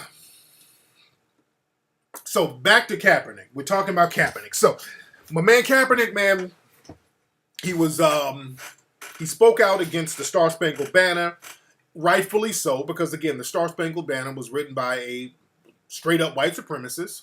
Not only was Francis Scott Key a white supremacist who said specifically that black people were inferior, so that leaves no doubt to his white supremacist views. He was also a part of the American Colonization Society, where they wanted to just get all black people the fuck up out of here. Well, free black people. They wanted to keep the slaves. But he was one of these people who wanted to just get rid of black people who were free. They wanted to get the free black people and put them over there in Liberia. You know, that was a big fiasco. So he was a part of that thing. So this just shows the mentality he had. So this is not a person that black people should have any pride in. Scott Keys was not racist. Okay, Anonymous, you trolling. You dig?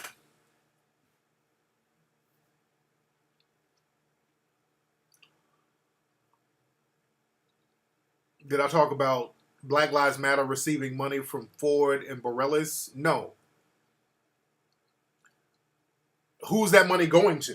When you say Black Lives Matter, who are you talking about? Because Black Lives Matter, they try to use that as a code word for some big black organization, and it's not. So who are you talking about? Because the people that's really calling the shots at Black Lives Matter are the white people.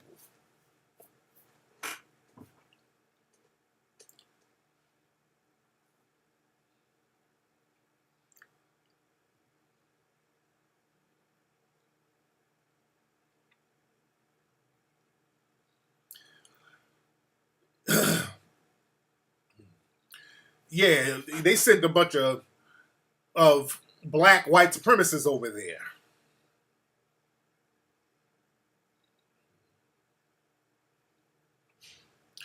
Did I hear about 2 black NFL players denouncing Kaepernick? I didn't hear that. Kaepernick.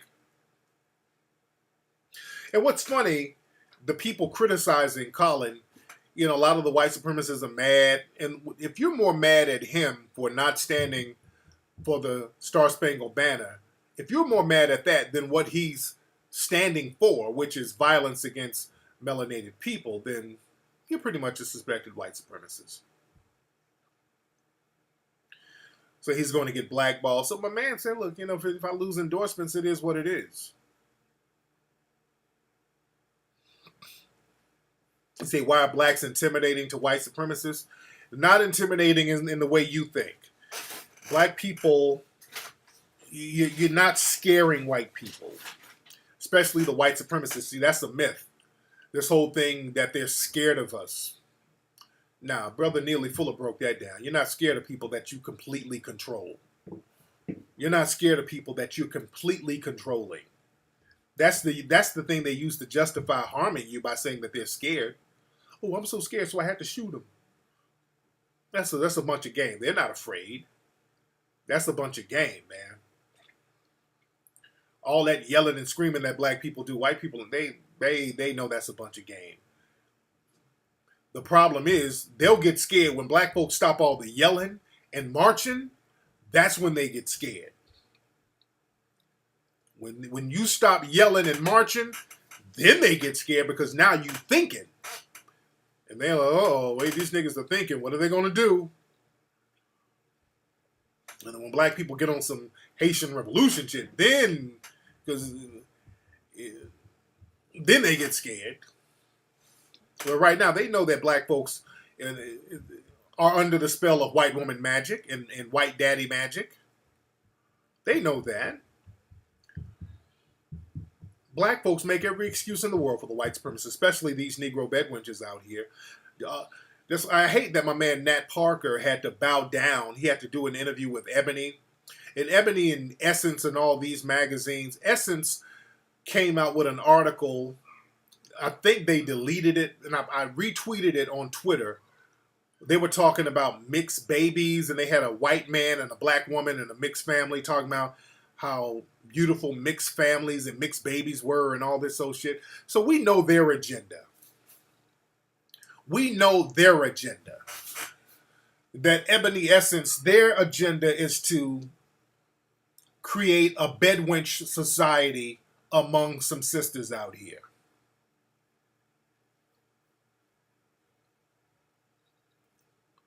You understand? So, yeah, they said, Essence said, mixed babies are prettier. So, that just goes, this is your black publication. And they made Nat Parker bow down to, what is this? What's up, T? Oh, you did? Okay. What's up, TJ? You just woke up. Give him, I got them some Yoshinoya upstairs. What's up, T? There's some rice and chicken and stuff.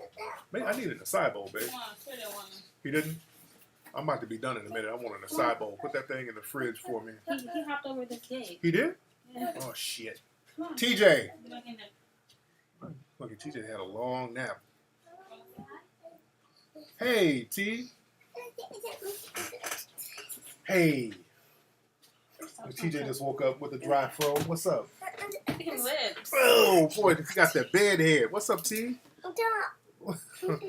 Boy, got the bed head. What's up, buddy? You want some juice? There you go. Boy, that head is dry.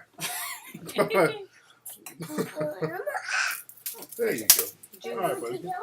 Go up there with Siri. Don't touch that, girl. Man. Say, yeah, Nat Parker is married to a white lady. So peanutty. Did he look like Peanut? Yeah.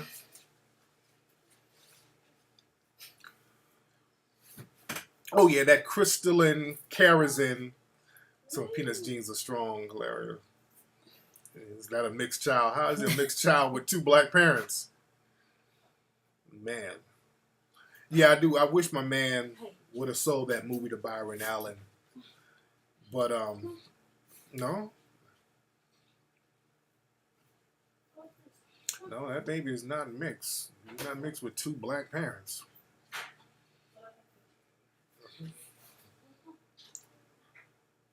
We're having another boy.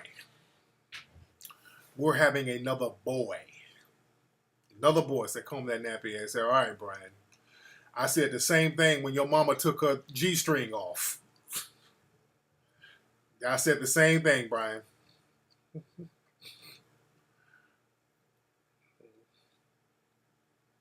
Mm. Man.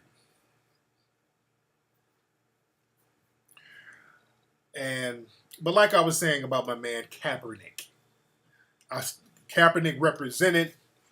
My man did the right thing, and we need more people in the public eye to stand up and say the right thing. And we got to stop falling for these Nazi collaborating ass niggas out here. Well, okay, we got Breezy. You in here trolling? You talking about Peanut ain't black? Okay, what is she, nigga? Since you know, Breezy, call up. Let's have Breezy call up. Breezy, call up. Let's have you call up. Breezy, you gotta call up, or I'm gonna block you. I'm not gonna let you troll. Breezy, call up and say what you gotta say.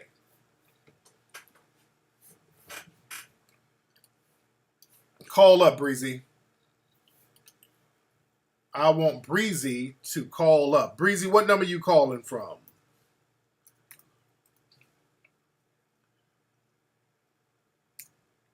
Breezy, what number are you calling from?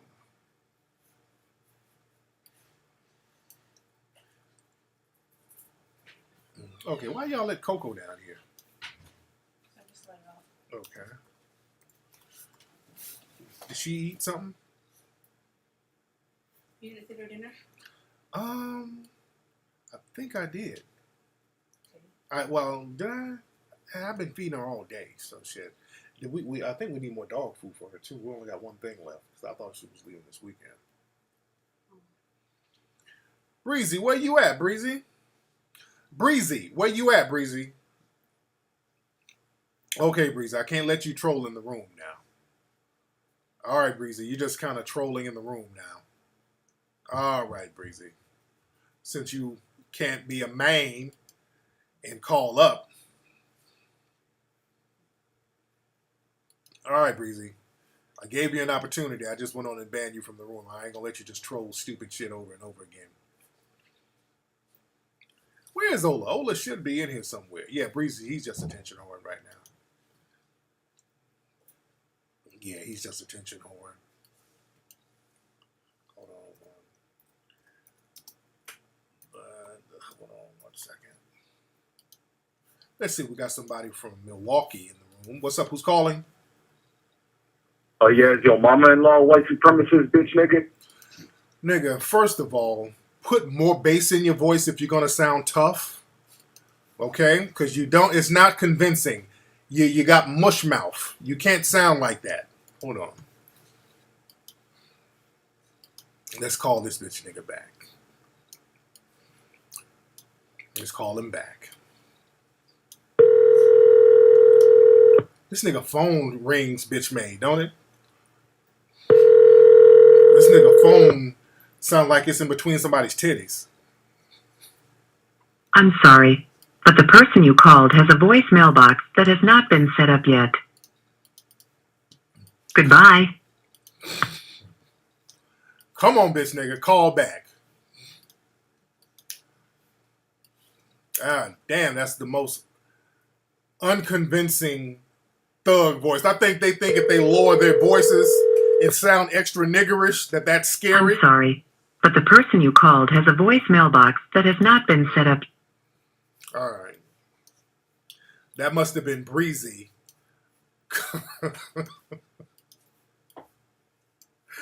Breezy, call up and not try to sound gangster. You ain't, come on now. I'm sorry, but the person you called has a voicemail box that has not been set up yet. Now you turn this phone off. All Goodbye. Right, Breezy. All right, Breezy.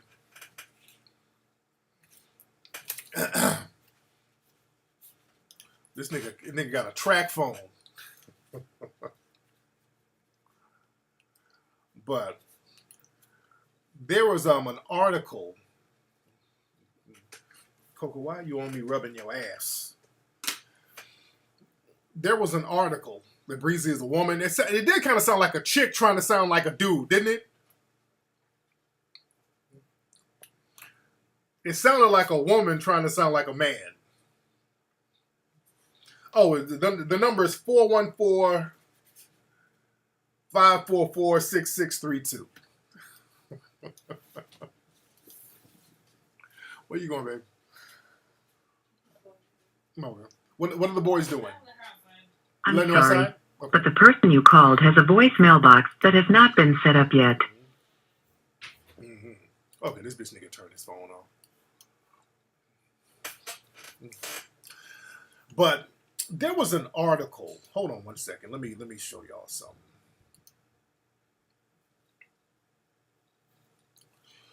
There was an article written by the Huffington Post that was a low-key hit piece on me. Because, you know, they're really going full force with this Nate Parker slander. And hold on, let me find the article. Post. Parker. Let me find the article for you. Okay, I got the article. Got it. Okay.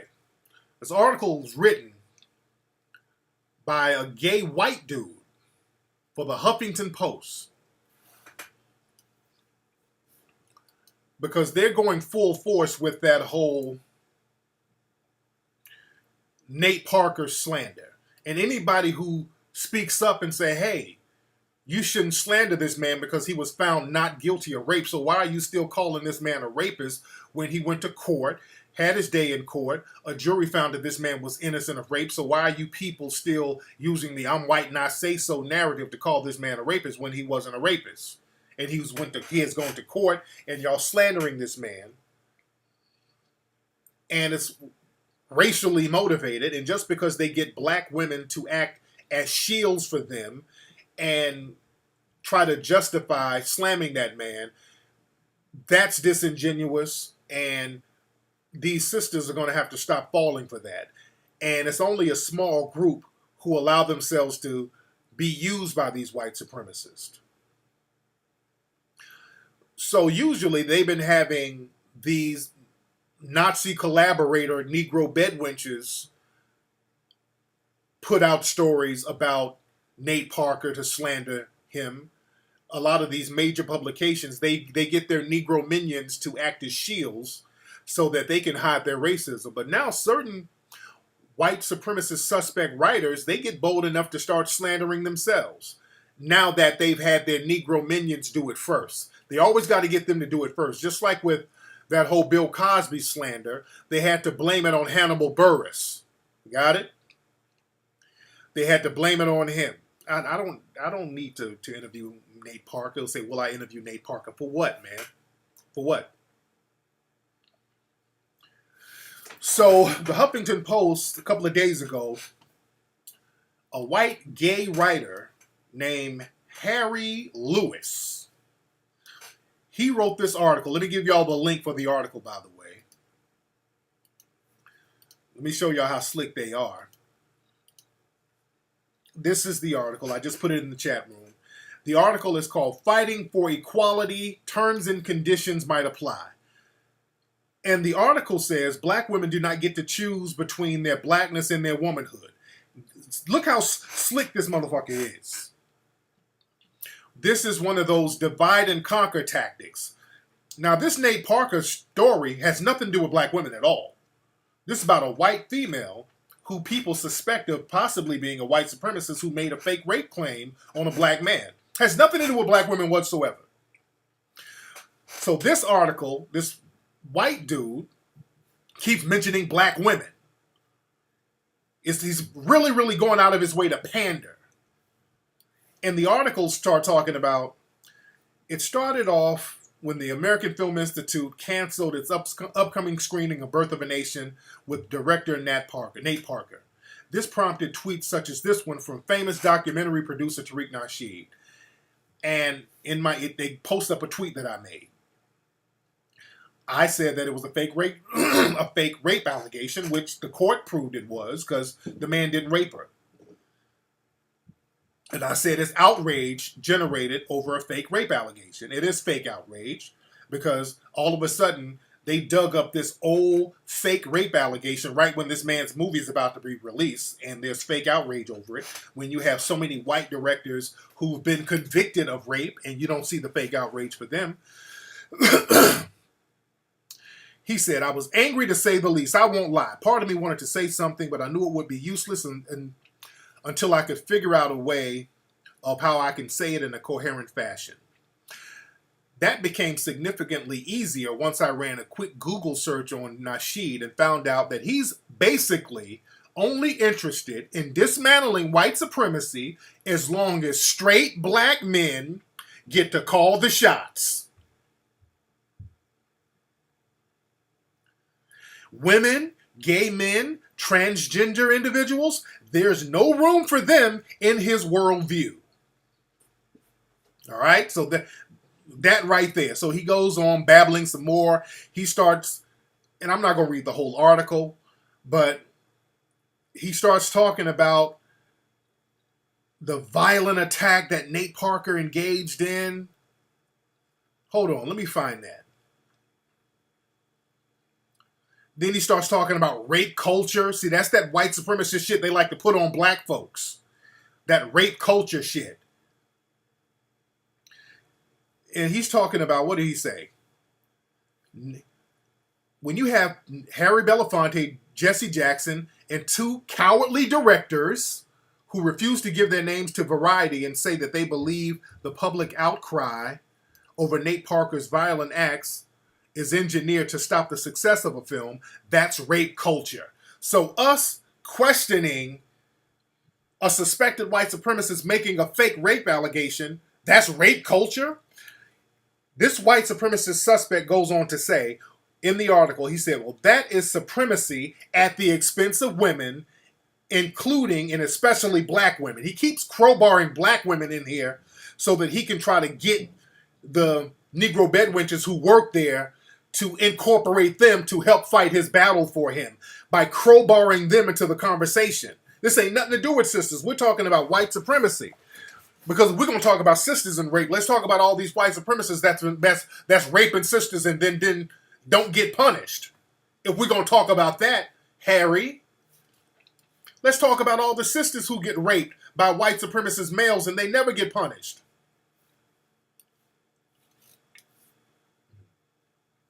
So he talks about, in the article, he keeps mentioning Nate Parker and his violent acts. His violent act. He keeps condemning this man, Nate Parker, who was found innocent of violent acts.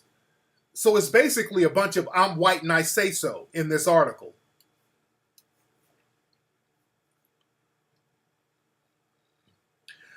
So, okay, Anonymous, I'm blocking you, Anonymous, unless you call up. Just call up, Anonymous. I'm not going to let you troll in the room. There you go. I'm not letting you troll in the room, all right?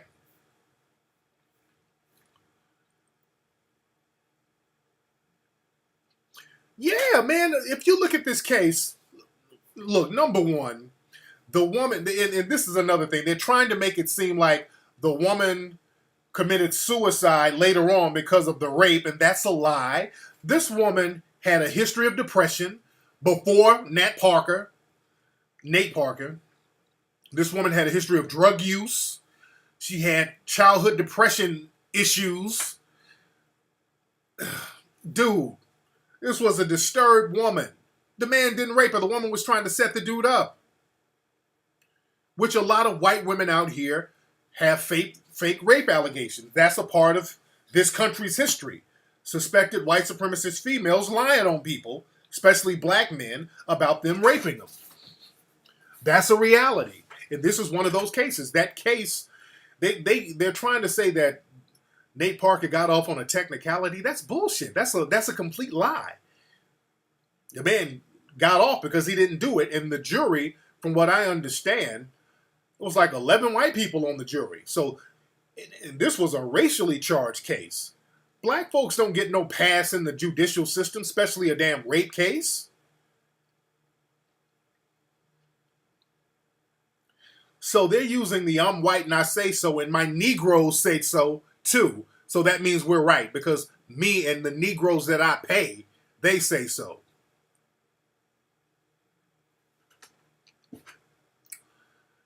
And the woman tried to set Nate up. He simply didn't rape her. And it's very disingenuous and it's very detrimental to real rape victims out here to try to make Nate Parker the poster child for rape culture when this man didn't rape anybody. And now, when women out here are getting violently raped for real, you minimize that. You're not doing any kind of justice to that. And shame on you Negro ass coons who are used as shields and guard dogs by the white supremacists to go out here and try to fight their battles for them. Because when this Harry guy put this slanderous article up, this one female who's one of his minions, she's a black woman, her name, let me pronounce her name. I can't pronounce her name. Her name is it's a Kenyan name. Wagatwe Wanjuki. Wagatwe Wanjuki. Let me put her name up here. And she's very interesting. Let me put her name up. This person, this name right here. Wagatwe Wanjuki. Now this is a black, one of these pretend black feminists. And she started attacking me for this white dude. She jumped on my page. You trash. You trash. Whenever they start talking that you trash shit, you trash. Rape culture, you trash. Head ass, you trash. You trash. I'm like, lady, who are you? You trash. You enabling rape culture. You trash. And I noticed the white dude who wrote the bullshit article, he's up here giving her a pat on the head. Thank you, sis. Is that type of shit. So she's acting like a little watchdog for white daddy. Now this woman is interesting. The Wagatwe, whatever, I can't pronounce that for shit, but it's a Kenyan name. Let me give y'all her Twitter. Let me give y'all, because, I do research on people. Now, this Wagatwe, whatever her name is, she's another one of these people, and I keep warning y'all about non-American black women. Because I don't know if she was born here, but she don't have American black women values. This woman, her family is Kenyan. And we got to understand, a lot of these people who are from certain parts of Africa, especially East Africa, or whose family is from East Africa or certain parts of Africa, when they come over here, they have no connection to black people at all. They come over here jumping for the chance of being somebody's bedwench. So the NBW, that also stands for non-American black women too. So they get over here, they can't wait to throw us under the bus like they did when we were over there. The white supremacists got to them. They have no problem throwing another tribe under a bus now. So Wanjuki, she's one of these pretend black feminists. Oh, I've done my research on her. So she's one of these people. She goes around bashing black men, talking about rape culture, and really her whole shtick is getting in front of white people, bashing black men. Black man, rape culture, black man don't do this, black man. Now this woman, in 2009, she made certain headlines, or not too many headlines, since nobody really knows her, but she went to a college and she was dating a white dude at this college. She was in I won't say, she said in a relationship. She didn't specify the race, but I know it was a white dude based on my research. She came up with this hashtag called Survivor Privilege because she went to this college. What's the name of the college? Hold on. Let me find out the name of the college. Tufts University in Massachusetts. And in 2009, she was dating this white dude, and she said she was assaulted multiple times by this student she was in a relationship with. And in 2008, when she tried to report him, the university didn't do anything to him, but they kicked her out of the school. This is why I know he's a white dude. Because number one, is the black student body at Tufts University is only like 5%. Most of that is women. And the few men that go there, usually brothers from different countries, or brothers who ain't checking for her. So I knew it wasn't no brother. And also, ain't no damn near all-white university going to let no black man walk around that campus who's been accused of rape. Let's be real. That ain't happening.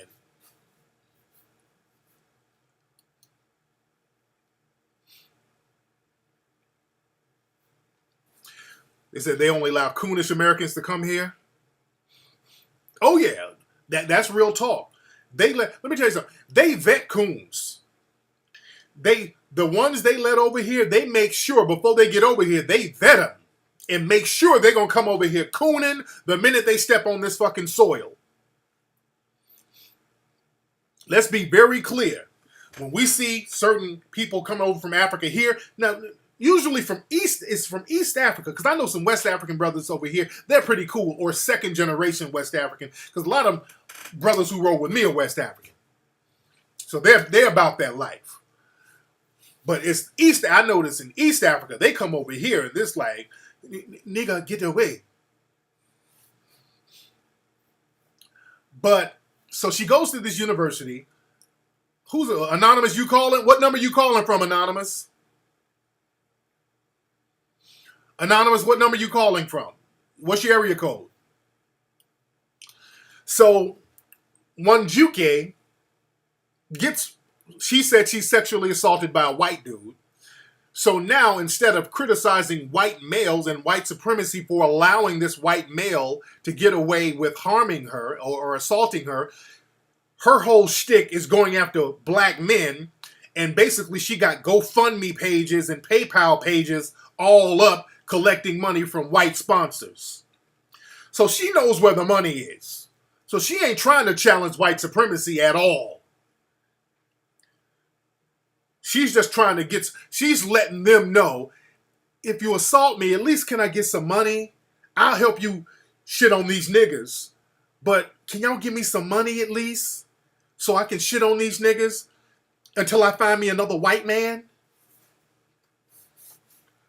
That's all her shit is. Her whole shit is her finding another white man. All right, Anonymous, call up. That's her whole spiel. Trying to find another white man after she got assaulted. Oh, this is the other bitch nigga who called up earlier. Hey, bitch nigga, what's going on, man? What's up, King? Why I gotta be a bitch nigga, man? Because you bitch made. You bitch made. You jumping on chicks and all this old shit. Are you Anonymous? Are you the same nigga trolling in the room? Or are you another nigga? Nah, I ain't trolling. Man, Tariq, it's sad that I wish we wasn't on your show to where we could just chop it up and not be going through the bullshit. So I wouldn't hit a bitch unless she got out of pocket, nigga. You know how the pimp game goes. If a bitch get out of pocket, nigga, you can't pimp her pimples on a chick's ass. Get out of here, nigga. Shut the fuck. Get your stupid ass off my phone. Nigga, you sound stupid. You know how the pimp game is. Shut up, nigga. You goddamn clown. All right. But like I'm saying, this dumb nigga talk. Good Lord. This nigga's voice, I know, it sound like just a big dumb nigga. That's a big dumb nigga who lives with his aunt. Nigga don't even live with his mama. The mama don't want nothing to do with this nigga. It's like, nigga, go live with my sister. Then nigga live at his aunt's house. Sleep in his cousin's old bed. He's one of them niggas. You know a nigga so fucked up in the game, he got to go live with his aunt. Oh, Fresh Prince of Bel-Air ass nigga. In West Philadelphia, born and raised, to my auntie house where I got to spend my days. Nigga got to spend... But the aunt is broke. It ain't like a wealthy aunt uncle. It's a broke ass aunt uncle. Nigga got to help his aunt sell crack.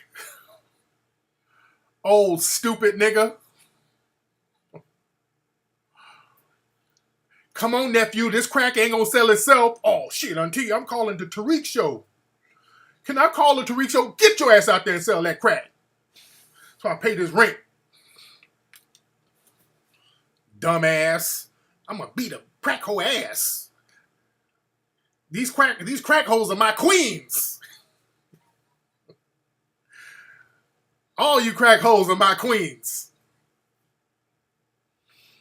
Man, Anonymous, call up, dude. You stop trolling. Anonymous, you gotta call up. Oh, Lord. Anonymous ain't calling. The phone's, he's not calling. Anonymous is not calling. What's up? Who's calling? Who is this? Hey, Flex, what's going on? What's up? Who's this, man? It's PJ from West Palm Beach. How's it going? I have you call back in a minute. I have you call back. All right. There you go. I'm waiting on Anonymous to call up. What's up? Who's calling? What's up, Pepper? This Jay out of Philly, big homie. What's good with you, man? What's going on, man? How you doing, fam? What's happening? Shit, I'm good, man. I've been trying to get through for a little minute. Hey, I want to give you props. I was listening to the show, man. The dude that called up, he probably was working with that female, man. He trying to call up talking about why you didn't slap her or some bullshit. Real talk. Yeah, real talk. I ain't about to argue with no damn chick who's up there man, dressed.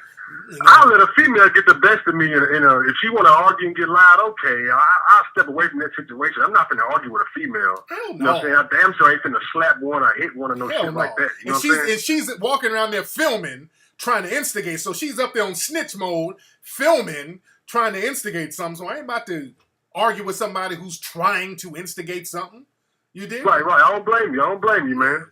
Especially I not want to make another point, too, crackhead because you was talking earlier about Obama. You know what I'm saying? I feel like Obama, it's like every time they put a black person in office, man, it's like they do it to do their dirty work. You know what I'm saying? It's like Obama did a lot of the white people's dirty work, like all the homosexual laws that he passed, and no disrespect to homosexuals, but I can't imagine a white president passing any of those laws.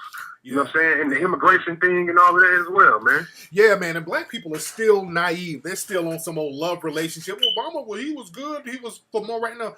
Obama was the best thing for white supremacy. White supremacy, he was a godsend. He was a shield for white supremacy because they know he cannot say or do anything and they can get away with murder, literally, while he's in office. But thanks for the call, man. Now, let me ask you a question. No, brother. You gotta go. You gotta go. Can't have you on too long, family. What's up, Mo for Brown? Now, Mo for Brown, you are a woman, right? Gotta be clear. Who the fuck is this? What's up? Who's this? Hey, hello, Flex? Yes, who's this? This is PJ from West Palm Beach. Call back, man. PJ, I'm gonna have you don't call back right now, nigga. Call back later. Shit. Don't call right back. I said call back later. This nigga called right back, nigga. This ain't Hot 97. God damn.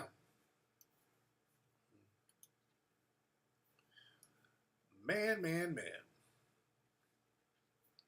How many folks in this room? But like I said, that Wajuki chick, her whole thing now is to dump on black men in front of white people so they can give her donations. That's her whole thing. Is this nigga calling back again? Hello, this is the West Palm Beach dude? No, this is Junior. I'm calling out of Orlando. Okay, I have you call back, Junior. Okay, shit. All right, boss. What's going on down in Florida, man? What y'all niggas doing up this late? Why don't y'all go outside and pick some oranges or something? Shit.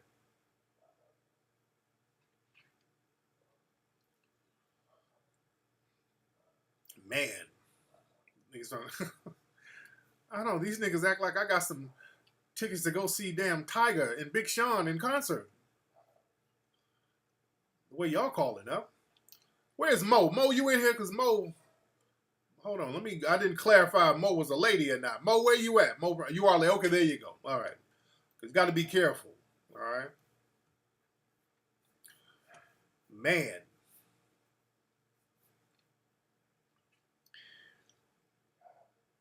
Yeah, I was supposed to debate that white supremacist dude, but he never called up, so. But don't forget, man, go to Hidden Colors. I should have worn my Hidden Colors 4 shirt. I don't know why I didn't bring it. But I got the new Hidden Colors 4 t-shirts. A lot of folks love those shirts. You can get that at TariqElite.com. TariqElite.com. Okay, Tom, you asking me about the Afro Funk Fest. I don't know nothing about that. What's up? Who's calling? Hi, Tariq. My name is Jason from Boston. What's your name? Jason. Jason from Boston? Yeah. Okay, what's going on? Now, where are you from with that accent? But I'm from Kenya, by the way. You from Kenya? Yeah. And I want to condemn that lady, man. I don't know that one Jiku lady. That's not how we get down. Okay. Yeah, because there's a lot of cooning coming out of there, man. Hey, man, I'm ashamed, man. That's not how we get down. So you a simp? Hell no, man. Oh, you I'm ashamed? to you, man. Oh, okay. So how long have you been here? I know, but really, I know you do something like we have, like the coon train. You should have something like that for like the bed winches. Yeah. I gotta have a bed winch song. But yeah, something like that. Now, how long have you been over here from Kenya? Around 7 years. Oh, okay. Have you been back to visit?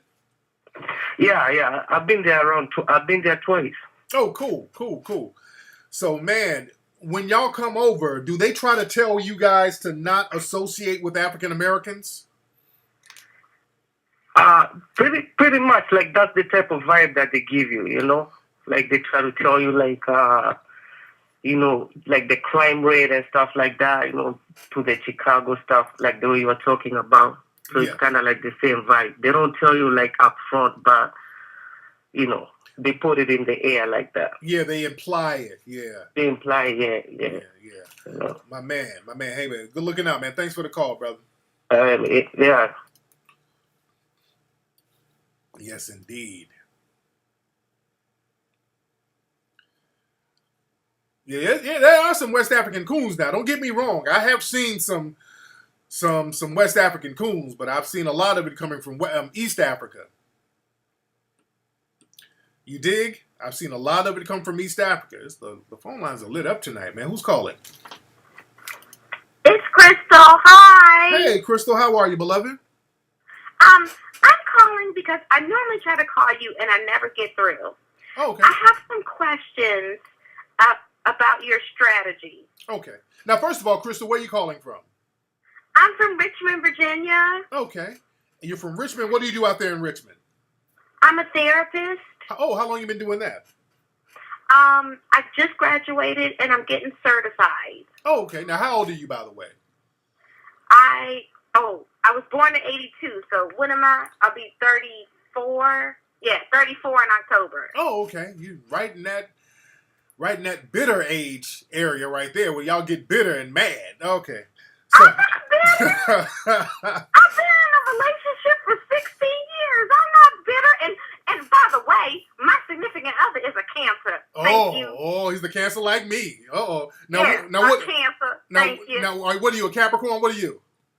I'm a Scorpio. Oh, okay. Now, do y'all have any kids? No kids. Oh, okay. Y'all been waiting? You waiting till you get out of... Well, career focused, and we focus on each other. We like to focus on each other. Oh, focus on each other like how? Focus on each other.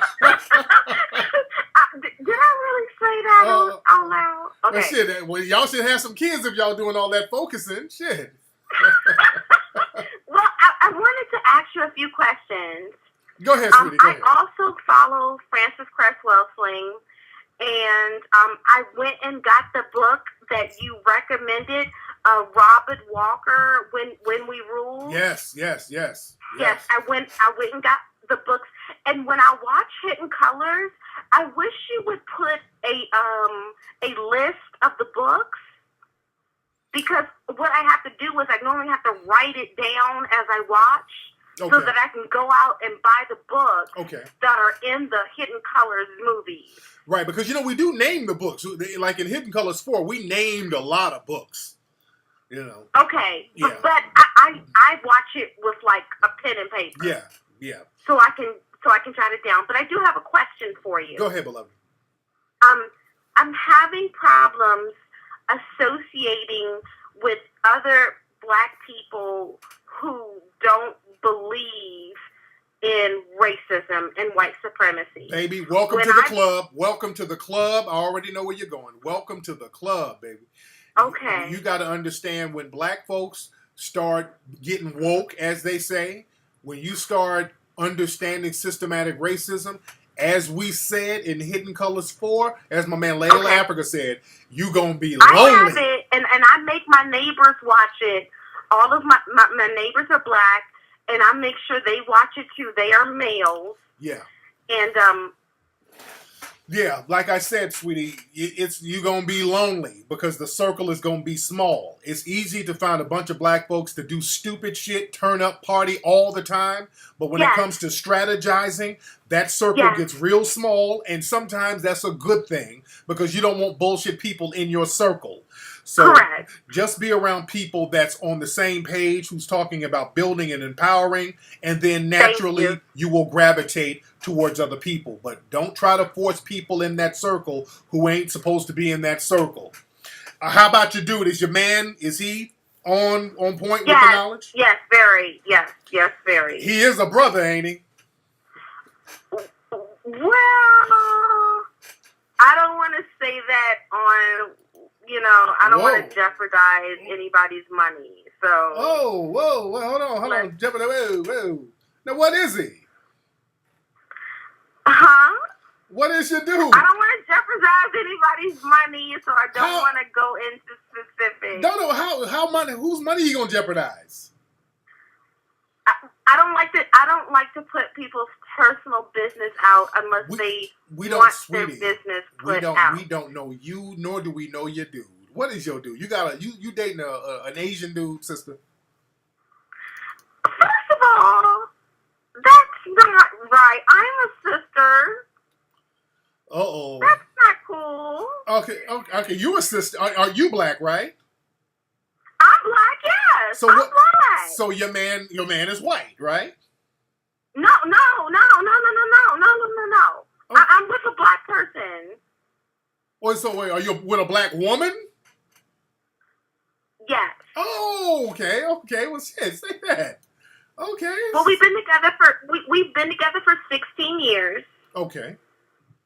And I am not one of those people who hate men or anything like that. I always pick up for men.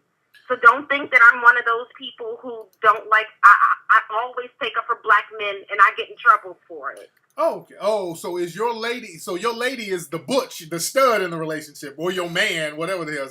So you're the... Well, no. Let's just get it straight. No, not that. But we are both comfortable with each other, but we do not discriminate against black men. My brother was actually shot, and he was my caretaker. So I'm very let's not get caught up. Okay, let's bring this thing back. I don't want to lose focus. So you've been in a lesbian. No wonder you don't have kids. I was wondering you ain't got no kids. That's why you ain't got no kids. So you've been in a lesbian relationship, and I'm not knocking you, sister. I'm just trying to get clarity. So obviously you're the femme in the relationship. You sound very feminine and dainty. So you're clearly the femme in the relationship. Yes, I am. There you go. And is this your mate right here? What's good, ladies? You know what I'm saying? She Gary Young Melly, you know what I'm saying? You know, I'm sexy as hell. You know what I'm saying? She Gary Young Melly, you know what I'm saying? Yeah, I'm losing. We look at your video. Yeah. Together. And we have a lot of black male friends. Okay. And we also make sure that they look at the Hidden Colors saying, oh, no, that's not my boo. No, don't try. I know you being a cancer asshole right now. And I know how y'all cancers are. Is this what we hear in the bedroom at night? Hold on. That is not my boo. That is not my boo. She's scatting on that coochie? No, we both look stiff. We're not into that butch look like a man. We're not into that. No, we're not. Okay. All right, sister. Hey, I'm not. If that's your lifestyle, knock yourself We don't. out. We don't do that whole I pretend to be a man type of thing. It's not like that. Now let me ask you this. Let me ask you this. Now, have y'all ever swung? Y'all ever done the swinging thing before? With who? Shit. Okay. Well, with anybody. With women? Yeah, well, let's say with men. No. Women, yes. Women love us. Oh, okay. So y'all bring other women in the game and have y'all a little scat pack. But no, have you been? You've been with a man before, right? Yes, I have. Okay. Yes, I've been with men before. Yes. Okay. So when did you stop dealing with men? Did you stop dealing with men, like right when you got with your significant other, or did you have a couple of other studs before her? I was bisexual, and then I met her and had sex with her, and I went, oh no, this is for me. You said you quitting. I met the cancer, and I went. The cancer is for me. I love me a cancer. Man, you love more than that. You love eating more than crab. I know that. So I'm sorry. You gotta be a kid. I want to see what you. I want to see. No. Let me get to what I was gonna ask you. Go ahead. I had a situation where I was at a bar, and the gentleman I was speaking with, Tariq. I'm here, sweetie. Go ahead. Behave yourself now. Go ahead. Okay. I was in a bar, and the guy that I was talking to, he called me a Black Lives Matter person. Oh, and I was like, no, I'm not. I'm just about Black empowerment. I care about our people and the mental toll it takes on Black people to deal with white supremacy every day. I deal with a lot of people that deal with PTSD. They deal with things at their job, people making snide remarks, and they have to kind of ha-ha it off so that they can get their paycheck. And I can't say too much because they're my patients. Okay. If you get what I mean. Right. They're my patients, so I can't say too much. But I hear them talking to me, and like you, Frances Cress Welsing is one of my favorites. Yeah. And I read her book constantly. I even have it in my office. But he got really upset with me, and he was dating a white woman. And when he was talking to us, he got very animated. And remember you said on that television show you were on that they try to say Black people are getting angry, the angry Black guy, and the owner came around and tried to calm him down. He was like, ladies, are you okay? Because he seems like he's getting rowdy or whatever. Wow. And he sat, and he was like, I don't need no white man coming over here talking to me. And I was like, well, wait a minute, brother. I thought we were post-racial. You dating a white woman. You told me we were post-racial. Damn, that's crazy. So now that the white guy comes over here to check you because you're talking crazy and moving your arms a lot, talking to me, and he came to check you, now it's I don't need no white guy talking to me like that. And what city was this? What city was this? I was at a bar. And the owner of the bar was white, and he saw the Black guy. What city, baby? What city was this? I'm in Richmond, Virginia. There you go. Richmond, Virginia. Yeah. Okay. Oh man, I want to see. I gotta see. We were talking. Oh, I'm sorry. I'm trying. Okay, we got there because I want to get some more into your lifestyle. Shit, I'm trying to get back into you. Okay. Now, I know one thing about Richmond, Virginia. There's a lot of stuff that goes on. A lot of molestation goes on out there in Richmond. Did anybody try to mess with you when you were a kid? No. I'm from D.C. Okay. How long you been out there in Richmond? No. I'm from D.C. and my partner is a Air Force brat. Okay. She an Army. So we just kind of ended up here. Oh, okay. She's been in the Air Force just eating her heart out with all that pussy sitting up around her with that don't ask, don't tell. Man, I ain't mad at her. Anyway. Well, yeah. So, yeah. And my family, owns a restaurant in D.C. my aunt is also a retired manager, supervisor for FDIC. Okay. So I wrote What's courses, your I did ballet. What's your Instagram? You know. Baby, what's your Instagram? I want to see what you look like. I'm on Facebook. What's your Facebook? Christy Bass. Hold on. Spell that. Christy, CHRISTY Best. BEST. Christy Bass. Huh? BEST. CHRISTY. The last name, baby. The last name. Best. Spell your last name. BEST. Okay, I don't see it. Like the best thing in the world. Okay, Christy Best. I don't see Christy Best nowhere. No? No, let me see. People. Let me see. I'm trying to see. Look up Richmond, Virginia. Okay, wait. This UNC? This you? Do you see me? The hair in the face? That's my hair, by the way. Hair on the face. Well, I see what it says. UNC. Is that you? No. Hair on the face. You got hair on your face? No. My hair is in my face. It's my real hair. Hold on. I have my real hair, and my dog is my background picture. Christy Best. Christy Best. CHRISTY BEST. Does it say podiatrist? Huh? Optometrist office? Yes. No, wait. This might not be you. This is. It says former brand and manager at Five Guys. What the fuck is this? Okay. The hair in your face on a dog. I don't see none of that shit. Hold on. DC is what says Regent University. Christy Best. I'm sorry? I don't see you nowhere, sweetie. CHRISTY BEST. Wait, CHRIS. Should I send you something? Yeah, send me something. Is it STIE or STY? STY. Okay, I don't see Christy Best. BEST. Okay, yeah, send me something. Just send me Okay, wait a minute. So I go to you. Wait a minute. I'm not a tech person because I don't like the gossip. So okay, let me go to your page. Yeah, and do that. I got to get back to the show, sweetie. Just hit me up. I'm gonna hit you. Hit me up. Christy, she's one of them long-winded. She's long. You got to be long-winded to be down in that pussy eating it all night. So she's used to being long-winded.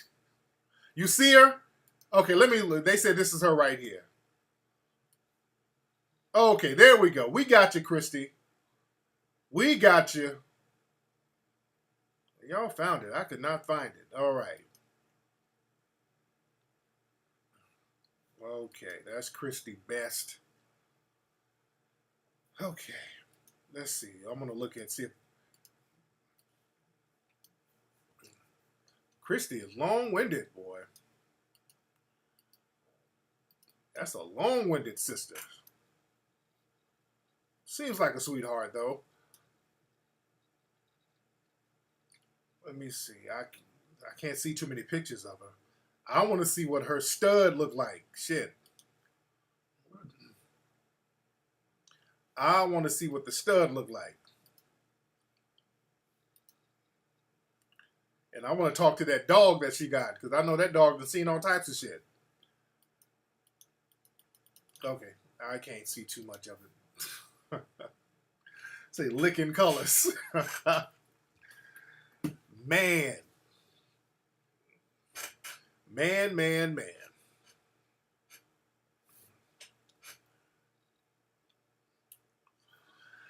Oh, man. So her stud is married. Hilarious. How many folks we got in the room? Speaking of Hidden Colors, man, y'all go get Hidden Colors 1, 2, 3, and 4 if you don't have it. 1, 2, 3, and 4 if you don't have it. Get the brand new Hidden Colors 4 t-shirts if you don't have those. You got to get that. Why are my children still up? I hear my children upstairs messing around. Man.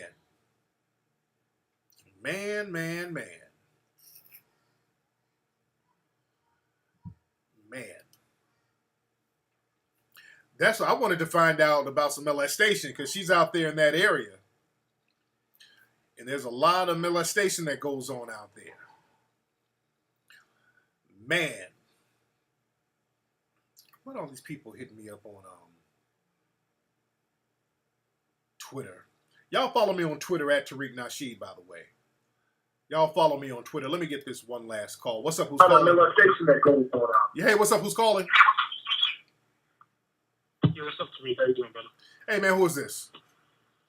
Yeah, this is Morpheus. I'm from Connecticut. I want to talk about something that has to do with the media in terms of how, a lot of black people, whenever we get hurt, we get shot and killed by police officers. I tend to always see, the media shoving mics in our faces, cameras in our faces. And there's two things that typically happen. When we get killed, the media is swarming all over us to talk about it. Right. And the second thing is, when somebody black commits a crime, black people were asked to pretty much throw each other under the bus. Yeah. So, and I know you talk on Drew, and that's cool, but we need to stop running to them whenever something happens to us, because it's like they're always profiting from our anger. Mm-hmm. So where do we run to? That's not controlled. Wait. Where do we run to that's not controlled by the white supremacists?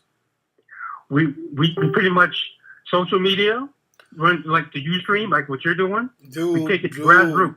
Dude, Facebook is white. That's why I got an app coming. But as we stand now, Facebook is white supremacist run. That's why they censor everything we do, and they send paid trolls to sabotage shit. Here in Ustream, do you know how many paid trolls are in the room right now as we're speaking? And these niggas calling up. Many of these niggas are paid trolls and agents too. You feel me? Don't think that these are just random dumb niggas. It's like damn near 2,000 people in the room right now. Some of these motherfuckers on some agent shit. Yeah, Tariq, I feel you, brother. But at least with our own YouTube channels and and Facebook, we could control what we put out, and we could talk to our own people instead of going to them all the time. And I gotta tell you a story about what happened. What's wrong with going to? What you mean going to them? I just use their medium to get messages out to other people, to a bigger audience. So, what's the problem with going to them to do that? Using their medium to speak the truth about what's going on to a larger global audience. We supposed to be doing that. Why wouldn't we do that? Well, that's fine in itself. But there's a piece that you're missing, and the piece is this. A lot of them come at black people in a way where they really don't give a damn about us. They don't give a fuck about our family getting hurt and killed. Right. And they're profiting, right? From that, because white people love to see us hurt all the time. So that's big business. So they love to put our lives and our pain on display. Right. So what I'm saying is that it would be best that we stay away from them in terms of whenever we get hurt.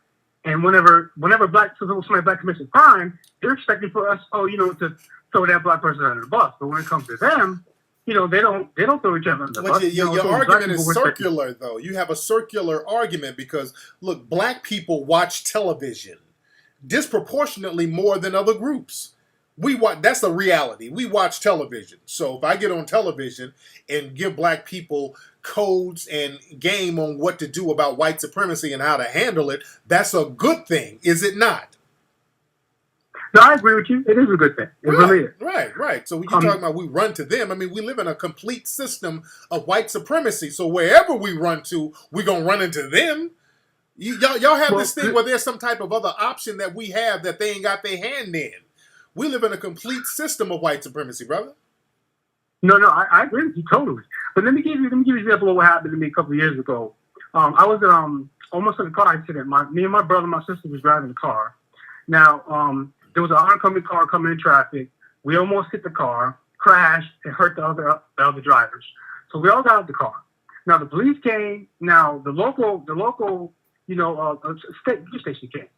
Now they're interviewing me, my brother, and my sister. Right? We came from a wedding. We was all dressed up. Now, after the whole interview, this white man was interviewing me and my sister and my brother, and he interviewed me. And afterwards, he cut the whole thing off. This man didn't say thank you. He didn't shake my hand. He walked right away. He just walked away from me. And I had a really funny feeling about that. ever since then. So I'm like, you know what? Talking to these people doesn't really do us any justice in terms of them. He didn't even care. He just was like, hey, I got my bit, my sound bite, and I'm done with you. That's that. You know what I mean? That's how it made me feel about that. Okay, that's a hell of a reach to kind of correlate that with getting on television talking about systematic white supremacy, brother. That's a hell of a fucking reach, brother. That wasn't even a good transitional correlation, man. That's two different things. Two completely different things, brother. All right, man. Thank you, brother. Talking about thank you for the white call, supremacy brother. is fine. This nigga, this is a problem that we have in black society, family. This right here is a problem that we have in black society. We got too many people who want attention. That right there, what that nigga just pulled right there, that's Negro attention whoring.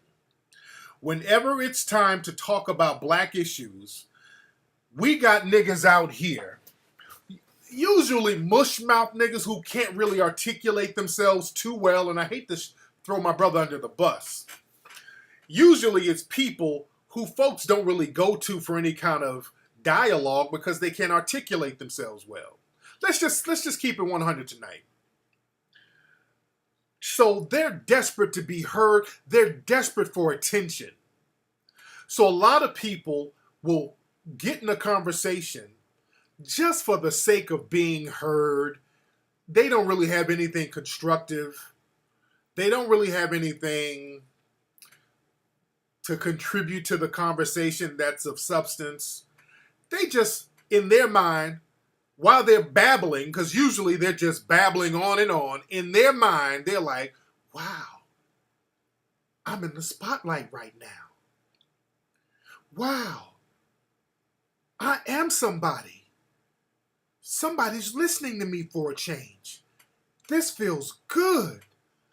I'm going to keep talking, even though I don't make no fucking sense. But if I keep talking, people will keep looking at me. That's their conscience right there. Wow, I matter. People are listening to me.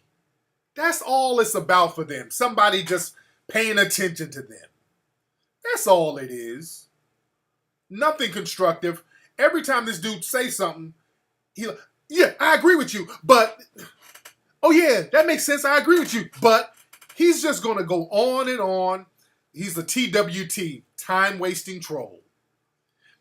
These niggas, and white supremacists are very good at that. They do it for a different reason. The TWTs, time-wasting trolls. The white supremacist trolls, they waste your time so you don't come up with viable solutions to counter white supremacy. Negro time-wasting trolls do it just so you can pay attention to them. They just babble like, I'm hanging up the phone. He's still trying to babble to stay on the phone. People who just kind of crowbar themselves in the conversation. That's why, man, it's important to have think tanks. That's why the white supremacists, they're very good at having multi-million-dollar think tanks. They get all the bullshit out of there. They make sure to get particular people who are qualified to bring viable ideas to the table. That's why we had our think tank, and we're going to have more think tanks. Yeah, it's just like Kanye West. Exactly. Did y'all see Kanye West tonight? I saw him, and I love Kanye. That is my brother.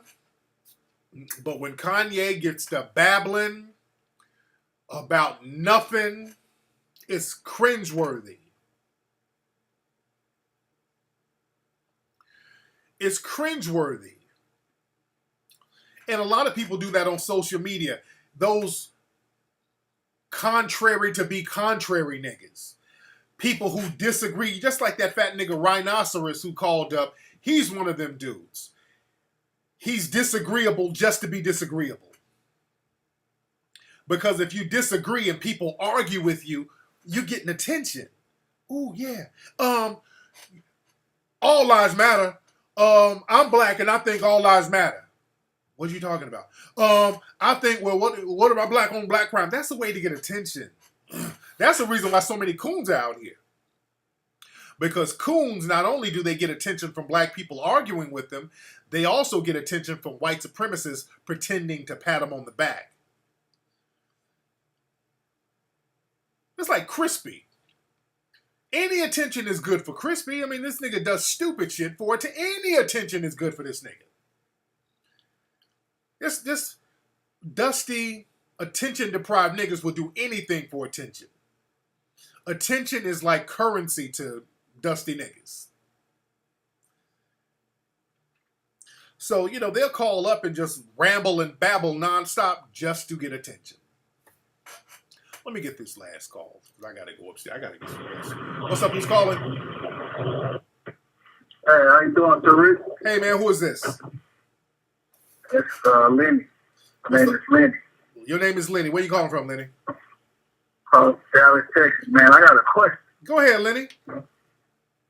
I always hear you say we should replace the system of racism with a system of justice. Could you explain to me how can we do that?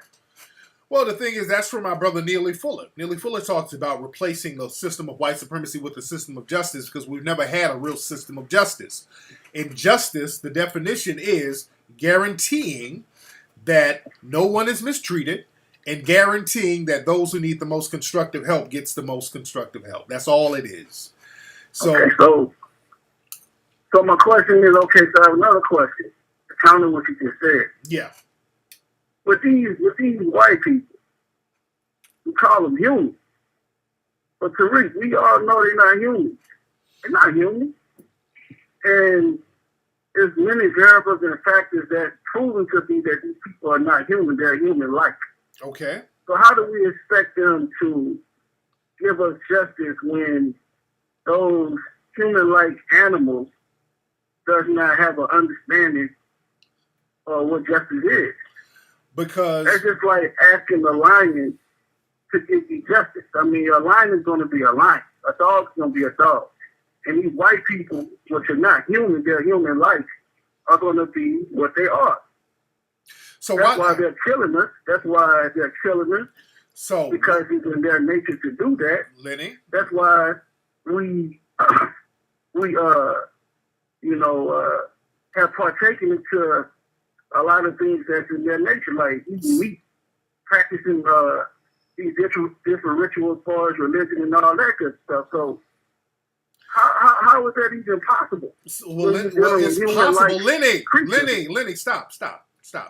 Okay. All right. Okay. Now listen, because you're trying to have don't get into a monologue. I'm trying to dialogue with you, Lenny. So Lenny, how did we melanated people become subjugated totally by human-like people? Where did we go wrong?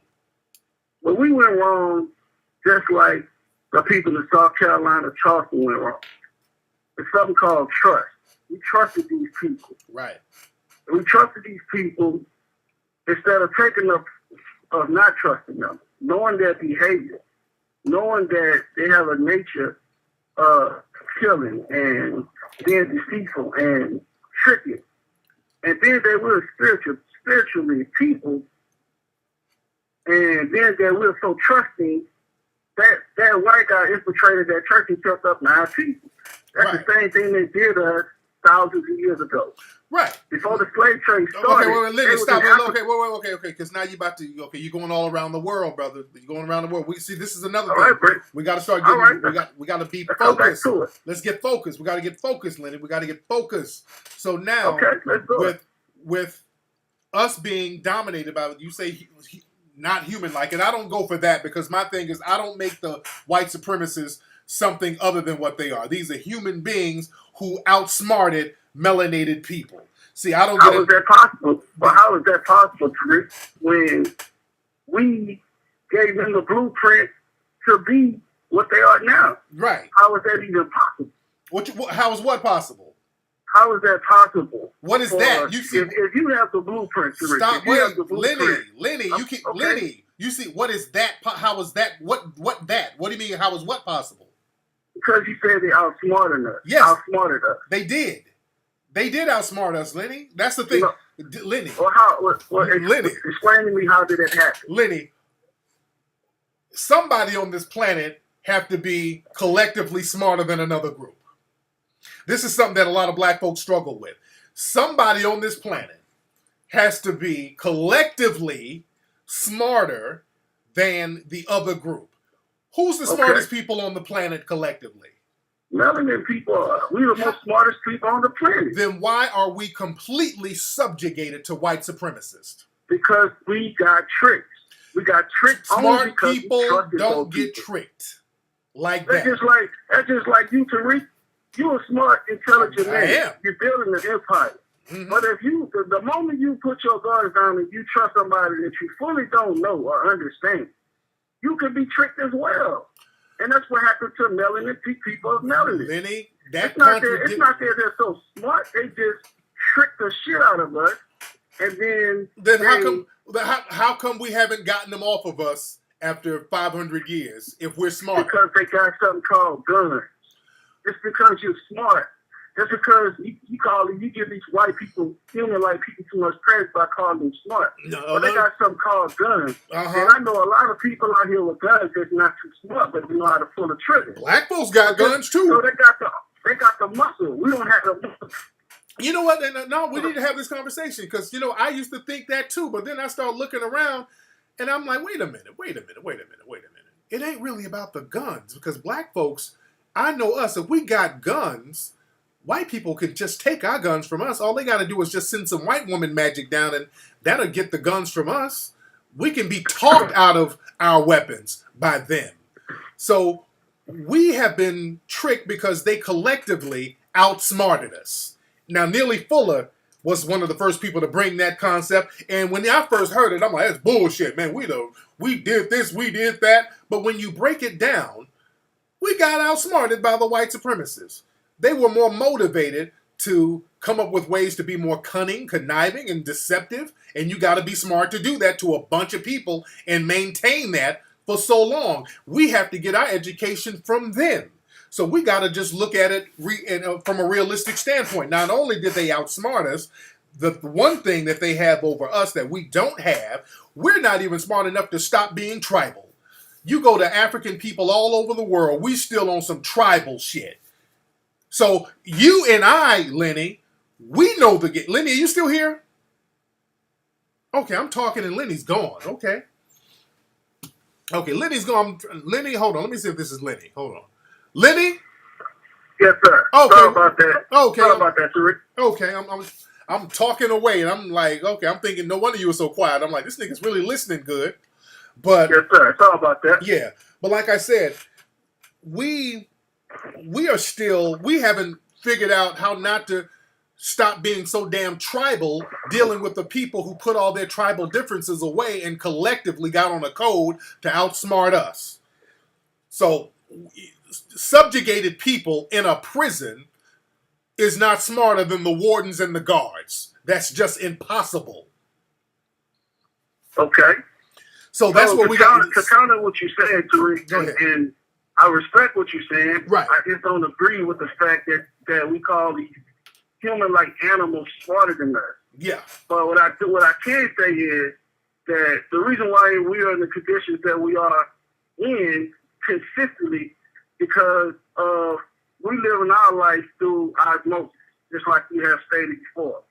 We pretty much, we're not even living in our natural mind state. Our minds had totally changed, and we doing everything these white people had taught us by, first off, allowing them to trick us, and then they infiltrated us with the muscle and taking control of the land and the resources. Yeah. So now we stuck. Mm-hmm. It's not because they're smarter than us. It's just now they have set up this parameter, which we call racism, along with all this military stuff, has put us in a position where we can't work together. We can't build together. We don't own or control the land, the resources, the money, or anything. And I always hear a lot of people say, well, you got to get your money up. You got to get your money up. Well, money is just a piece of paper. If they decide today or tomorrow that we're not going to use money or credit cards anymore, we're going to put a chip in your hand, and that's how you're going to be able to buy, sell, do business. Then What is money? Could they still control it? Right. You understand? So, you know, that money stuff is a distraction. It's a trick. It's an illusion. Okay, so I how think do we... the solution is, Tariq, in my opinion, from my observation, just listening to you and just doing my own research, is in order for melanin people to become back to where we was, we have to go through a total detox. We have to detox our mind, detox our body, detox our way of thinking and understanding. Brother, way are you talking about anything? Are you talking about anything spiritual or religious? I'm talking definitely not religious, All right. but spiritually. Oh no. Spiritually, we have to go through this detox so we can become one again with the universe. I knew you were gonna go to something spiritual. I knew that. I knew you were about. I don't mean spiritual like what you think, Tariq. I don't subscribe to religion. I don't subscribe to religion. I don't knew believe that's in where that you were going, brother. Jesus shit. I don't subscribe to none of that. But I mean, we come from something. That's why they got us, brother. That's why they outsmarted us right there. That right there. We still are talking about spiritual detox our mind and spiritual. That's how they got us. That when we talk Tariq, that's Tariq, just what they want. Let me ask you this, Tariq, and tell me if I'm wrong. Okay? You eat meat, don't it? I eat chicken. You eat meat. I eat chicken and fish. I eat chicken and fish, yeah. Okay, you eat chicken and fish, right? And I'm sure you had hamburgers before. Where did you get that behavior from? Don't answer that. But my point is, a lot of things that we do come from them. And that's what I mean, detox. We have to detox that bullshit that we have been taught. Detox how? Man, how I don't have the answer to that completely, Tariq. You know what I'm saying? But that came to mind in regard to just really we got to hit the reset button and start over. You saying a bunch of vague, brother. You're making a bunch of vague terms. Lenny, are you vegetarian? But Tariq, I sit here and I listen to you and other people, and we always talking about Lenny, are you vegetarian? Lenny, are you vegetarian? Am I vegetarian? Yes, sir. I eat fish. Okay. Oh, no, I'm not a vegetarian. Okay. I eat fruit, vegetables, and fish. Okay. I don't eat pork. I don't eat beef. I don't eat... And Lenny, see, this is why they got us, Lenny, because we haven't figured out how to replace, because it's up to us, really, to replace the system of white supremacy with justice. It's not going to happen, though. Over thousands of years, I mean, you would think that we would have, to say that people of melanin have been, the smartest people on this planet. Why haven't we figured it out? We keep saying racism. Lenny, I don't think it's racism. Lenny, I think it's the fact that these motherfuckers are straight up animals, and we don't understand these animals. So why are we subjugated? Why are we subjugated to animals, Lenny? If the animals didn't outsmart us, we got outsmarted by the white supremacists, Lenny. So you telling me, Tariq, that if I trick you, that makes me smarter than you? If you keep tricking, yeah. If you keep on tricking, yeah. They've been tricking us nonstop for the last 500 years. One time is understandable. You fool me once, shame on you. Fool me twice, shame on me. Just one time, Tariq, for me to take over. No. All I need to do is trick you one time. No, that's the saying. Fool me twice, shame on me. And we keep getting fooled over and over again. That's the thing, Lenny. We keep getting tricked, by the way. They come up with new tricks for us every fucking week, and we fall for it. They put out a new rapper who comes up with a new drug. Hey, there's a new drug called Molly's you black folks need to do. Oh, we start doing it hook, line, and sinker, and they sit back grinning. We fall for every trick that they have. They tell us to start being more spiritual. We fall for that. We fall for all of their tricks, brother. Well, I don't find nothing wrong with being spiritual. Now, we talking religion, there's difference. Brother, black people are spiritual people. How has that worked for us? There's a difference between being spiritual and religious. Lenny, how has that worked for us in the last 500 years? I mean, shit, it hasn't worked at all because we living in we religious. My whole family is a Christian. I'm the only one that's not. I understand, like, that shit is fake. All right, Lenny. Lenny, thank you so much, brother. Thank you, Lenny. All right, Tariq. Another nigga who wanted to hear himself babble. Another nigga who wanted to hear himself babble. That's why we got to be very honest. Oh, yeah, you said Tariq admits whites are smarter than blacks. Well, Nearly Fuller broke that down. Collectively, yes. And we know it. Collectively, yes. Now, Anonymous, I know you're one of those Negroes that make those troll videos that you get little clips and put these fake bait titles.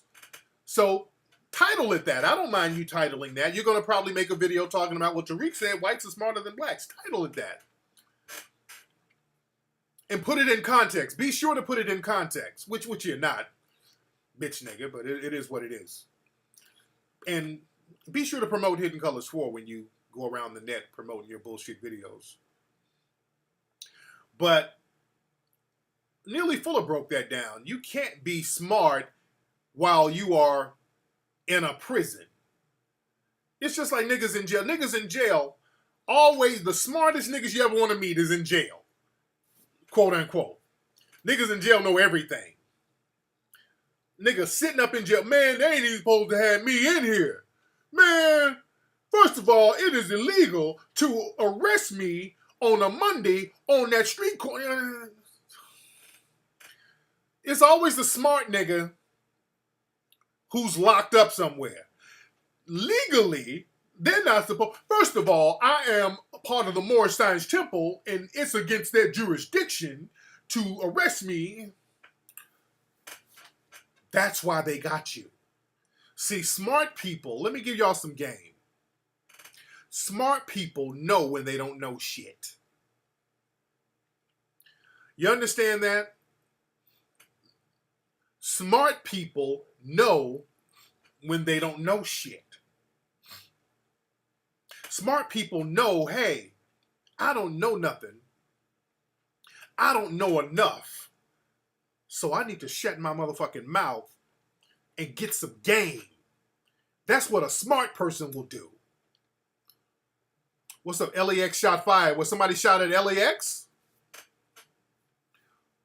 Wait, hold on. Or somebody in the room is called LAX. Hold on. Hold on. When somebody start talking about my neck of the woods, hold on. But that's the game, man. A smart... Okay, my recording. Hold on. Hold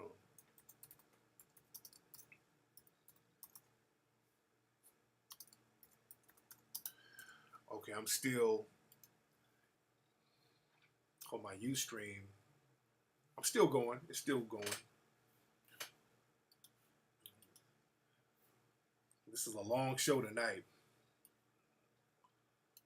Okay, what happened? Somebody said LAX shot fired.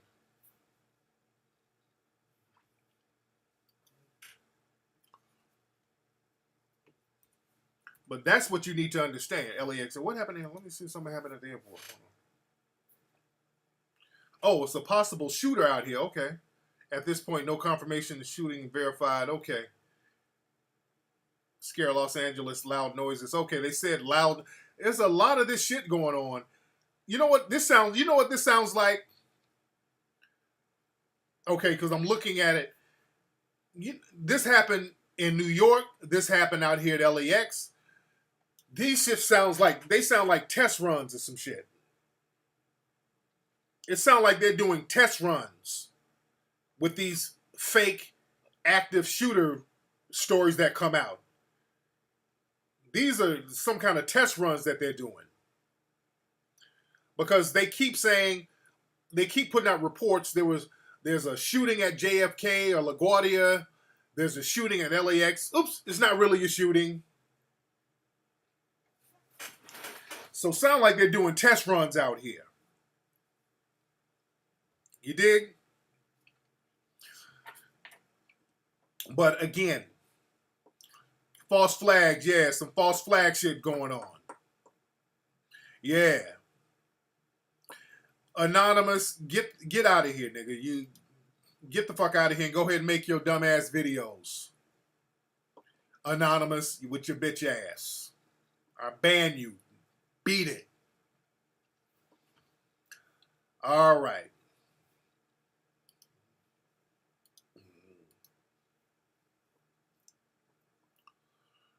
Anyway. Ain't nobody got... Yeah, that sounds like some test runs. Anyway, let me get out of here, man. I got to go check on my children. All right, y'all. Go to HiddenColorsFilm.com to get Hidden Colors 1, 2, 3. HiddenColorsFilm.com.